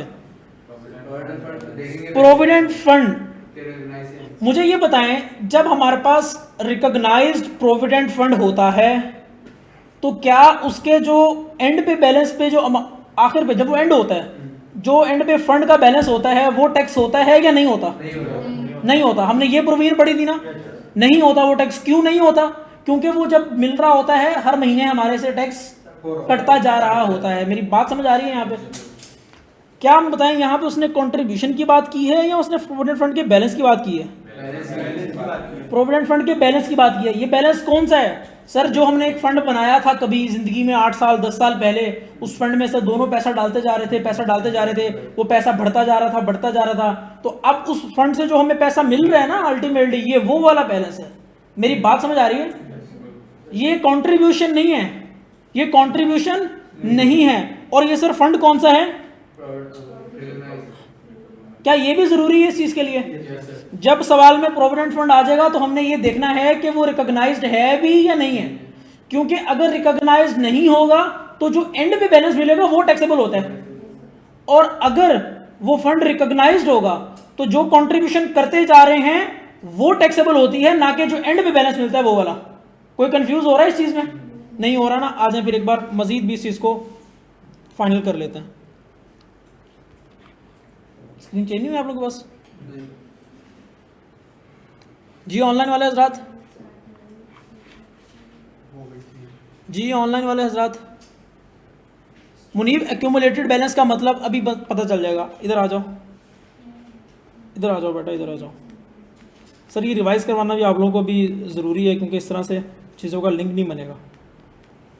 आप लोगों ने खुद तो नहीं कोशिश की? चलें, किस किस ने वाकई रिवाइज किया था कि आज न्यूमेरिकल हम करेंगे? तो रिवाइज किया था बेटा? अच्छा ठीक है। ये देखें जी, ये किसी को अगर याद हो हमने क्या बात पढ़ी थी यहाँ पे, जब एक्यूमुलेटेड बैलेंस की बात हम करते हैं और हमारे पास फंड कौन सा होता है? रिकॉग्नाइज्ड फंड होता है, और बैलेंस कौन सा होता है? एक्यूमुलेटेड। तो वो क्या होता है जी? वो सर एग्जेम्प्ट हो जाता है। सर वो क्या एग्जेम्प्ट हो जाता है? सर क्या वो एग्जेम्प्ट हो जाता है? मेरी बात समझ आ रही है? इस फंड, इस बैलेंस की बात कर रहा हूँ, ठीक है जी। तो कहने का क्या मतलब है, अब ऊपर आ जाए, फंड कौन सा था? रिकॉग्नाइज था। उसमें जो एंड पे जो बैलेंस मिलता है वो एग्जेम्प्ट हो जाता है, और जो ड्यूरिंग द ईयर या during the term of employment जो कंट्रीब्यूशन कर रहा होता है एम्प्लॉयर, वो टैक्स होती रहती हैं, और उसके ऊपर जो इंटरेस्ट आता है वो भी टैक्स होता रहता है। ये मेरी बात समझ आ रही है? अभी सवाल की अगर बात करें तो सर सवाल में हम क्या बात कर रहे हैं? प्रोविडेंट फंड के बैलेंस की बात कर रहे हैं, के बैलेंस की बात कर रहे हैं, जो एंड पे पैसा मिल रहा है। और फंड कौन सा है? रिकॉग्नाइज्ड है। सर फंड रिकॉग्नाइज्ड हो, प्रोविडेंट फंड का बैलेंस एंड में मिल रहा हो, तो वो पैसा क्या होता है? पैसा क्या हो जाता है सर? सर प्लीज, पैसा क्या हो जाता है? एग्जेम्प्ट हो जाता है। और अगर इसी सवाल की रिक्वायरमेंट ये होती कि फंड जो है वो रिकॉग्नाइज्ड नहीं है, तो फिर सर, तो सर अगर फंड रिकॉग्नाइज ना होता, जो कि इस सवाल में नहीं है, अगर होता तो फंड हो हमारे पास अनरिकॉग्नाइज्ड, उसमें जो ड्यूरिंग द ईयर हम पैसा डालते जाते हैं वो तो टैक्सेबल नहीं होता, वो तो सर नहीं होता, जीरो, कुछ भी नहीं जा रहा, नो ट्रीटमेंट। लेकिन जो एंड पे जो पैसा जाता है, जो आखिर में पैसा जाता है अक्यूमुलेटेड, वो भी टैक्सेबल हो जाता है। मेरी बात समझ आ रही है? अलॉन्ग विद इंटरेस्ट, क्योंकि हमने उसको उसकी पूरी लाइफ में जो टैक्स नहीं लगाया होता, अब जब उस फंड की लाइफ एंड हो रही होती है तो फिर उसको क्या कर देते हैं? हम टैक्स करवा देते हैं। मेरी बात समझ आ रही है? तो सर दोनों का ट्रीटमेंट डिफरेंट है। आपसे उसने क्या पूछा है? क्या पहले वाली चीज पूछी है बेटा उसने? अब आप लोग मुझे बताएं इस सवाल को सामने रखते हुए कि बेटा ये देखें, ये प्रोविडेंट फंड का बैलेंस है, ये भी प्रोविडेंट फंड का बैलेंस है, ये एक प्रिंसिपल अमाउंट है। जैसे मैंने आप लोगों को बताया था कि दो लोग पैसा डालते हैं प्रिंसिपल की अमाउंट, फिर वो फंड जो है मजीद इन्वेस्ट करता है, फिर कमाता है, इंटरेस्ट आता है उसके ऊपर, तो अल्टीमेटली पैसा हमारा ग्रो कर रहा होता है ना। तो ये सर प्रिंसिपल की अमाउंट थी और ये इंटरेस्ट की अमाउंट थी, लेकिन ये दोनों क्या थे? ये बैलेंसेस थे, ये बैलेंसेस थे, आखिर में मिलने वाले थे, अक्यूमुलेटेड बैलेंसेस। यहां तक सब साथ हैं, इस चीज को हम एग्री कर रहे हैं। तो अब मुझे बताएं इसका अल्टीमेटली ट्रीटमेंट क्या होना चाहिए? ये दोनों निल हो जाएंगे। क्या ये टैक्स होने चाहिए? मेरी बात समझ आ गई? तो यही सर कल भी मुझे सवाल आया था एक कि सर ये हम इसमें कौन सी अमाउंट लेंगे, इसमें वो प्रोविजन लगेगी क्या हायर ऑफ वाली और वो लोअर ऑफ वाली जो 1.5 लाख और ये, तो वो लगाने की ज़रूरत ही नहीं थी। क्यों? क्योंकि ये तो बैलेंस की बात कर रहे हैं, ये तो बैलेंस की बात कर रहा है। अब सवाल का फ्लो तो देखें, उसने 8 साल सर काम किया है, उसने अब रिटायरमेंट ले ली है, मेरी बात समझ आ रही है? उसने काम करके अब रिटायरमेंट ले ली है। अब कोई एम्प्लॉयर कंट्रीब्यूशन नहीं कर रहा फंड के अंदर, क्या कर रहा है? वो पैसा निकाल के वापस क्यूमुलेटेड बैलेंस उसको दे रहा है। मेरी बात समझ आ रही है? तो अभी उस बैलेंस की असल में बात कर रहा था। अब सर अब ये जो उसने बात बताई हुई है ना आपको 50% कॉन्ट्रीब्यूटेड बाय एम्प्लॉयर, ये रेलिवेंट है रिक्वायरमेंट नंबर बी के लिए, ये बी के लिए रिक्वायर्ड है। क्या अभी साथ ही बता दूं या बाद में बताऊं जब बी पे आए? चलें बी सॉल्व कर लेंगे, कोई मसला नहीं है। तो ये जो बात है ना असल में ये रिक्वायरमेंट नंबर बी के लिए है, उसने क्यों की ये बात मैं आपको बाद में बताऊंगा। सर आगे आ जाए जी, ग्रेचुटी फंड क्या ऐसे ही अंधाधुंध डिसीजन कर देंगे? पहले देखना पड़ेगा कि फंड है या स्कीम है, रिकॉग्नाइज्ड है या नहीं है रिकॉग्नाइज्ड। आ जाए जी पहले देख लें ग्रेचुटी फंड के बारे में क्या बोलता है वो, अप्रूव्ड बाय कमिश्नर। कोई मसला, कोई पंचायत, कोई परेशानी, मुश्किल, क्योंकि वो रिकॉग्नाइज्ड है तो अब क्या करेंगे सर? अगर हमारे पास ग्रेचुटी की जो अमाउंट है वो मिले और वो रिकॉग्नाइज्ड हो, सर क्या हमने ये ट्रीटमेंट पढ़ा था? क्या हम ये ट्रीटमेंट पढ़ के आ चुके हैं? क्या हम ये ट्रीटमेंट पढ़ के आ चुके हैं? सर टेबल आप लोगों को याद है? तो अगर तो किसी बच्चे की इन टेबल्स के ऊपर ग्रिप है, जो हमने क्लास में बात की हुई है सारी, मेडिकल रीइंबर्समेंट मिले, अलग से मिले तब क्या है, साथ में मिले तब क्या है, अगर एक साथ मिले तब क्या है, अगर तो उसने ये बातें सारी की हुई हैं, उसको पता है। अगर हम प्रोविडेंट फंड की बात करें, अगर तो हमें ये सारे टेबल याद हैं, जितनी भी चीज़ें हमने की हैं, अगर हमें ये चीज़ें याद हैं, तो सर फिर तो हमारे लिए मुश्किल परेशानी नहीं होने वाली इस सैलरी के चैप्टर में। लेकिन परेशानी कब होगी? जब हमें ये 4 से 5 टेबल्स याद नहीं होंगे। एक ग्रेचुटी का है, एक अकोमोडेशन का है, एक कन्वेंस का है, एक कौन सा है जी, ये मेडिकल रीइंबर्समेंट वाला। 4 तो टेबल हैं यार, इसको याद कर लो। 18 नंबर का सवाल आप लोगों का इजीली हो जाए। क्या चीज़? ये ऊपर वाली तो करवाई यार ये प्रोविडेंट फंड ये क्लास में करवाया ना, बिल्कुल। ये आप लोग अगर देखें, आप लोगों के पास नोट है ये मैंने अगले दिन आके क्लास में बताया था स्पेसिफिकली कि ये सबने नोट करना है। इसके बारे में मुझे बताएं जी, इसके बारे में मुझे बताएं स्पेसिफिकली। लिखा हुआ है हारिस, हाशिर लिखा हुआ है? आपने भी बेटा आपने लिखा हुआ है? सर प्लीज़, सैलरी पढ़ा हुआ है आपने? दोनों नीचे की सैलरी पढ़ा हुआ है ना, इसका मतलब सही है। क्या नाम था इसका यार, नाम भूल गया। जासिम ये लिखा हुआ है? इलियास, मुनीब, सिद्रा,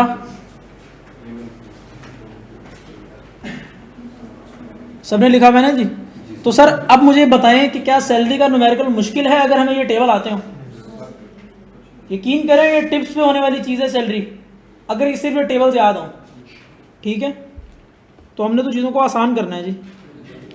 तो अब बताएं इसका ट्रीटमेंट फाइनली एग्जेम्प्ट हो जाना चाहिए। देख लें सर, हमने अपनी नोटिंग तो नहीं ख़राब कर दी, क्योंकि हम बाद में अपलोड करते हैं। जोश में सर हम नोटिंग भी अपनी ख़राब कर देते हैं।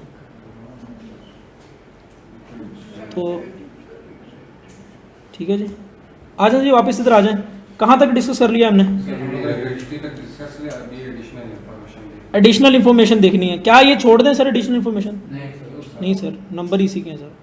अभी तक हमने तकरीबन ये ऊपर वाली बातें करके ना 7-8 नंबर तो कर लिए हैं, मतलब इजीली जो है ना ग्रैब कर लिए, इससे ज़्यादा शायद, क्योंकि ये पूरा सवाल जो है 18 नंबर का था तकरीबन, और भी इंफॉर्मेशन थी तो 18 नंबर का सवाल था ये।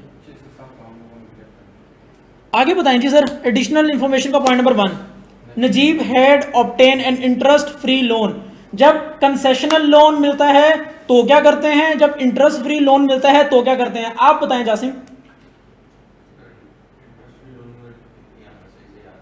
याद नहीं है, चले कोई बात नहीं, आप रिवाइज करें। आप बताएं मुझे।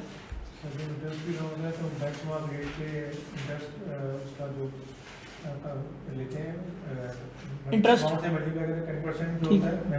उसको सैलरी में ऐड कर देते हैं, और अगर एसेंशियल लो तो बैंक का रेट पे अमाउंट और जो माइनस करते हैं वो अमाउंट जिस पे मिला होता है। दे रहे होते हैं उसको देके जो उसका नेट होता है। बेंचमार्क रेट कितना होता है जी?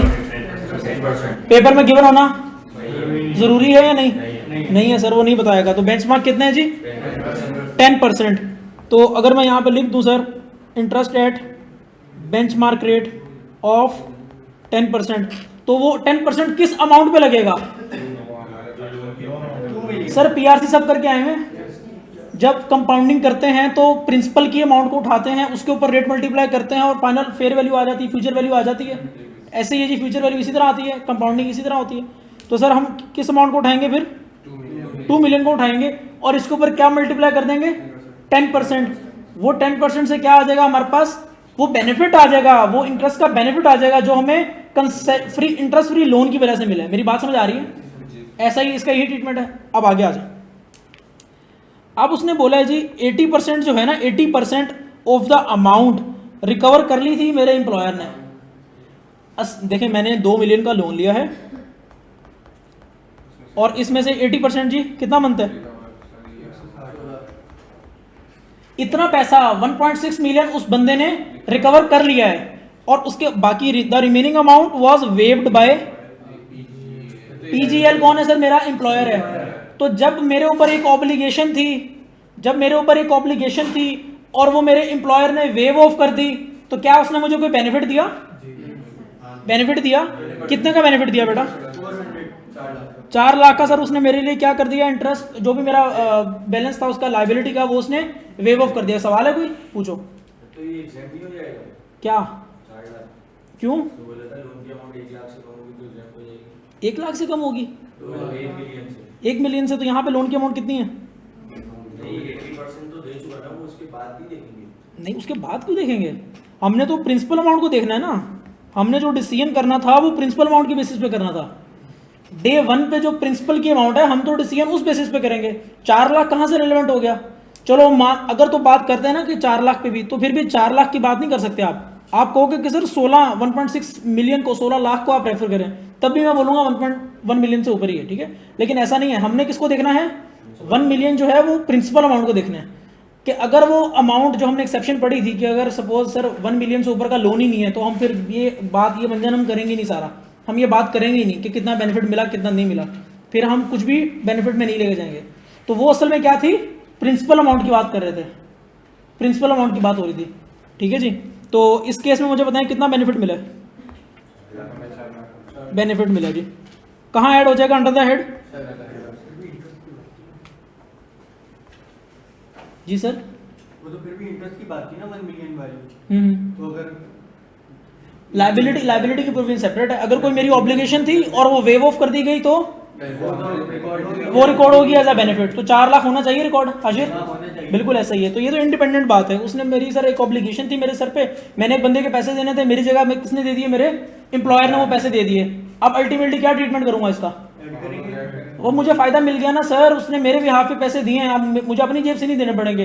तो ये जो बेनिफिट दिया उसने कहाँ पे जाएगा? इनकम फ्रॉम सैलरी में चला जाएगा। तो 4 लाख का बेनिफिट इनकम फ्रॉम सैलरी में जाता हुआ नजर आ रहा है किसी को? सर वो बादल बन गया टॉम एंड जेरी वाला, सर जाता हुआ नजर आ रहा है। अब आगे आ जाए जी। और एज पर एम्प्लॉयर्स पॉलिसी उसने एक कार परचेज की है। कंपनी ऑन का लैपटॉप है उसके पास, बताएं जी, which he had been using at written down value. Sir उसकी कितनी हो गई थी? 50,000। सर नॉर्मली क्या होता है कंपनी में, जब सपोज एक सीईओ, जैसे सर मेरे लास्ट टाइम ऑडिट कर रहा था, तो सर उनके पास उनके महंगे सिस्टम होते हैं जो उनको कंपनी ने प्रोवाइड किए होते हैं। अब वो सर एक सीईओ 3-4 साल एक ही जगह पे काम कर रहा है, सेम वही सिस्टम यूज़ कर रहा है। तो अब उसका ये होगी कोशिश, जब वो नई जगह पे जाए ना, तो बजाय के नए सॉफ्टवेयर से, नई चीज़ों से, वो सॉफ्टवेयर तो खैर हर कंपनी का अलग होता है, नए वो सिस्टम से और नई चीज़ों से वो यूज़ टू हो, तो क्या करता है अपनी पुरानी चीज़ें ही खरीद के साथ दे जाता है। तो इस केस में भी वही बात कर रहा है कि अब जो है मिस्टर नजीब क्या हो रहा है? रिटायर हो रहा है। तो वो कह रहा है यार जो मैं लैपटॉप यूज़ करता था ना अपने पिछले 8 साल में, जब भी मैं यूज़ करता हूँ 2 साल में 3 साल में, वो मुझे दे दो तुम, ठीक है। अब सर वो लैपटॉप तो कंपनी की बुक में होगा ना, कंपनी के पीपीई में होगा सर। वो मेरी बात समझ आ रही है? उसके पीपीई में सर कंप्यूटर लैपटॉप सारे होंगे, वहाँ पे रिकॉर्ड हुआ होगा वो, तो उसकी वहाँ पे रिटर्न डाउन वैल्यू भी होगी, कोई WDV भी होगी। वो कितनी है जी? 50,000। उसकी WDV कितनी है 50,000। इस नजीब ने कितने में खरीदे जी? 50,000। परचेज किया है 50,000 में। मेरी बात समझ आ रही है?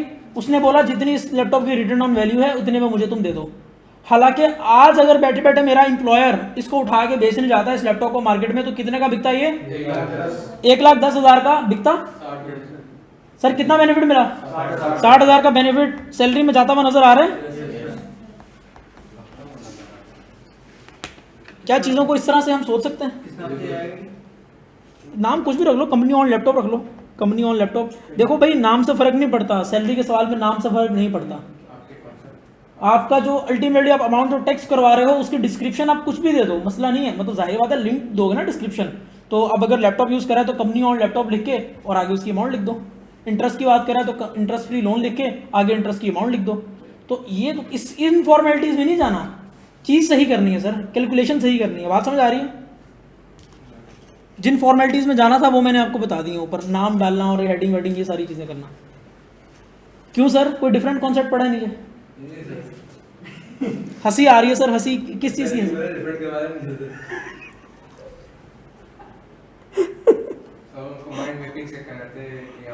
मत करो ये चीज़ भाई, मत करो, मुझे काटने पड़ जाते हैं बाद में लेक्चर।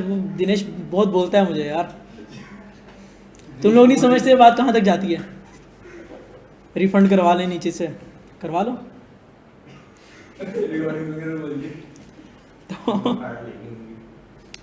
तो सर हम कहाँ पे थे? सर हमने सवाल पूरा रीड कर लिया, हमें हर पॉइंट का ट्रीटमेंट पता चल गया।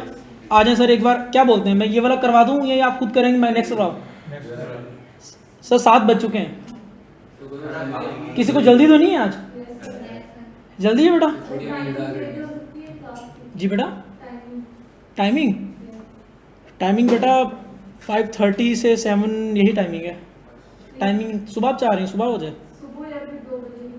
नहीं दोपहर में तो नहीं हो सकती, दो टाइम्स पॉसिबल हैं, या तो सुबह 9 बजे से लेके 10:30 तक, लेकिन उसमें बहुत सारे बच्चों का क्लैश आता है सराकाज से।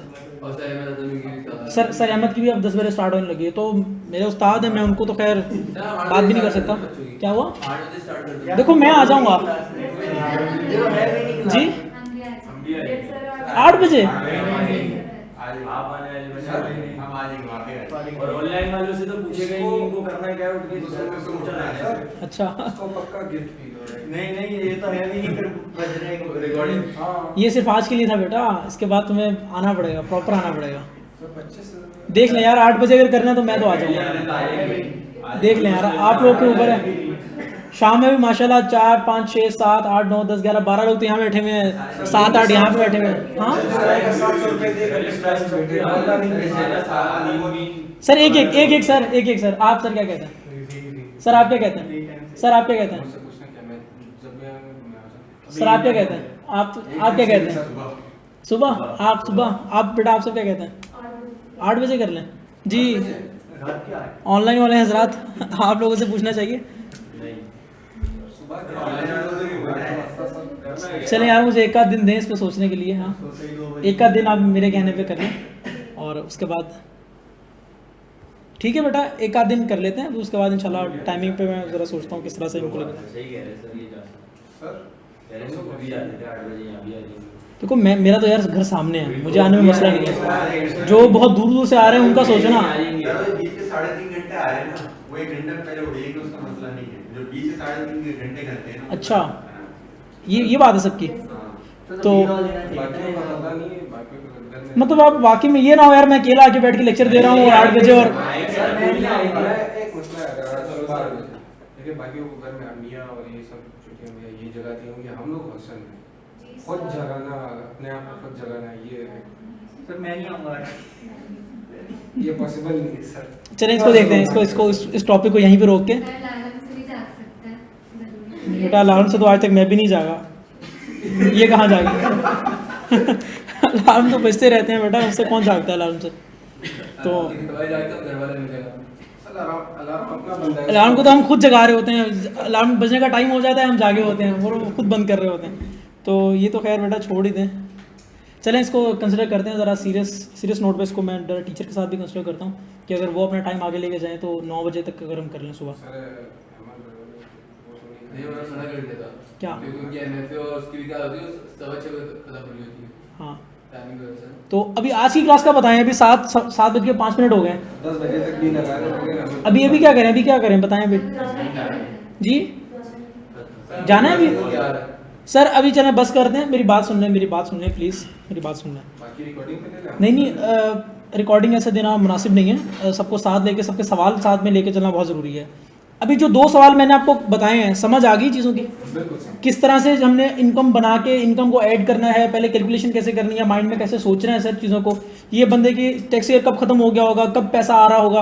अब इस सवाल में ना पर्टिकुलरली सब ने क्या किया है, सब ने ये किया है कि उसको वो प्रोविजन मल्टीप्लाई करा दी, एम्प्लॉयर कॉन्ट्रीब्यूशन वाली, वो 1/3 1/10 ऑफ बेसिक सैलरी वो वाली करवा दी है। सब ने वो 1.5 लाख से कंपेयर करके हायर ऑफ लोअर ऑफ करके दिखा दिया है। 1/3 ऑफ बेसिक सैलरी और वो इंटरेस्ट रेट 16%, ये वाली प्रोविजन करके दिखा दी है। लेकिन हमने जब सवाल को सही से पढ़ा ही नहीं, समझा ही नहीं, वो बात किसकी कर रहा था, वो फंड के बैलेंस की बात कर रहा था जो एंड पे मिलता है। मेरी बात समझ आ रही है? तो इस तरह से सर चीज़ों को हमने सोचना है। और 2 सवाल तो सर हमारे यहाँ डिस्कस हो चुके हैं। अच्छा चलें, मेरी रिक्वेस्ट पे एक छोटी सी बी पार्ट इसका देख लें एक बार। बी पार्ट देख लें, बी पार्ट देख लें बेटा। 4 नंबर का पार्ट था ये, बहुत छोटा सा है, मसला नहीं है। चलें छोड़ो यार, आप लोग के मुंह बन गए कल। दो चीज़ें हैं यार। अगर आपका ये हमने पढ़ा ना रिकॉग्नाइज है, प्रोविडेंट फंड रिकॉग्नाइज है, और हमने पढ़ा ग्रेचुइटी जो फंड है वो भी अप्रूव्ड बाय कमिश्नर है। उसने उसी चीज़ को अलग कर दिया। उसने बोला कि अगर ये अनअप्रूव्ड है और अनरिकॉग्नाइज्ड है, तो अगर अनरिकॉग्नाइज्ड होगा तो एंड पे जो बैलेंस मिलता है उसको क्या करते हैं, टैक्स। तो कितना, अब देखिए मेरी बात सुने, एंड पे कितना बैलेंस मिला, 3 मिलियन का बैलेंस आया।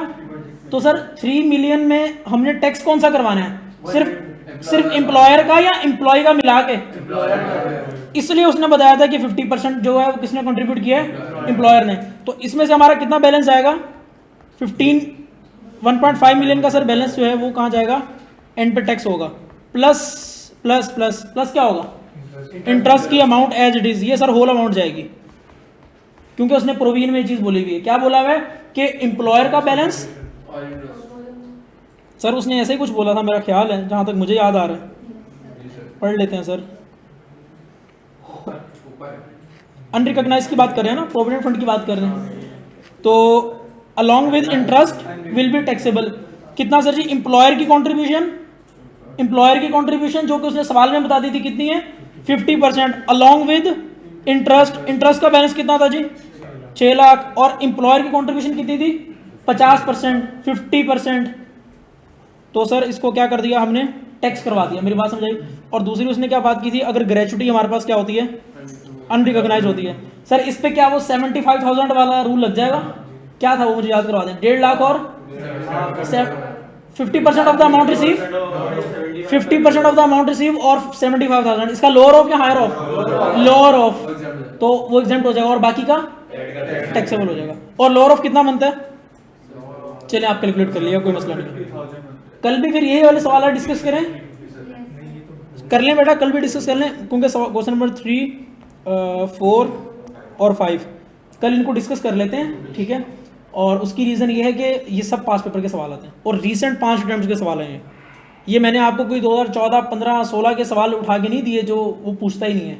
ये मैंने 23, 24 और उसके बाद 22 के सवाल उठा के दिए हैं। मेरी बात समझ आ रही है? इसीलिए कि अगर आप इस लेवल पे आ गए तो आगे आने वाला पेपर आप लोगों के लिए मुश्किल नहीं है। छोटी छोटी एग्जाम्पल्स बना के देता, ठीक है, कि ये कर लो और वो बच्चा करके खुश हो जाए, तो फिर वो सर मज़ा नहीं आता, ठीक है, तैयारी का। तो हमें अभी ICAP के लेवल पे अभी से आना है, ठीक है बेटा। आज की क्लास को फिर हम यहाँ पे इख्तिताम करते हैं और इंशाल्लाह फिर जी टाइम का बेटा कर लेते हैं, टाइम का कर लेते हैं, मिलजुल के चलेंगे इंशाल्लाह, कुछ बेहतर कर लेंगे, कुछ मेरी भी सर कॉन्स्टेंट है, ठीक है बेटा। अल्लाह हाफिज़, thank you so much. Sir इससे अगर इश्योर में 700 रुपये जमा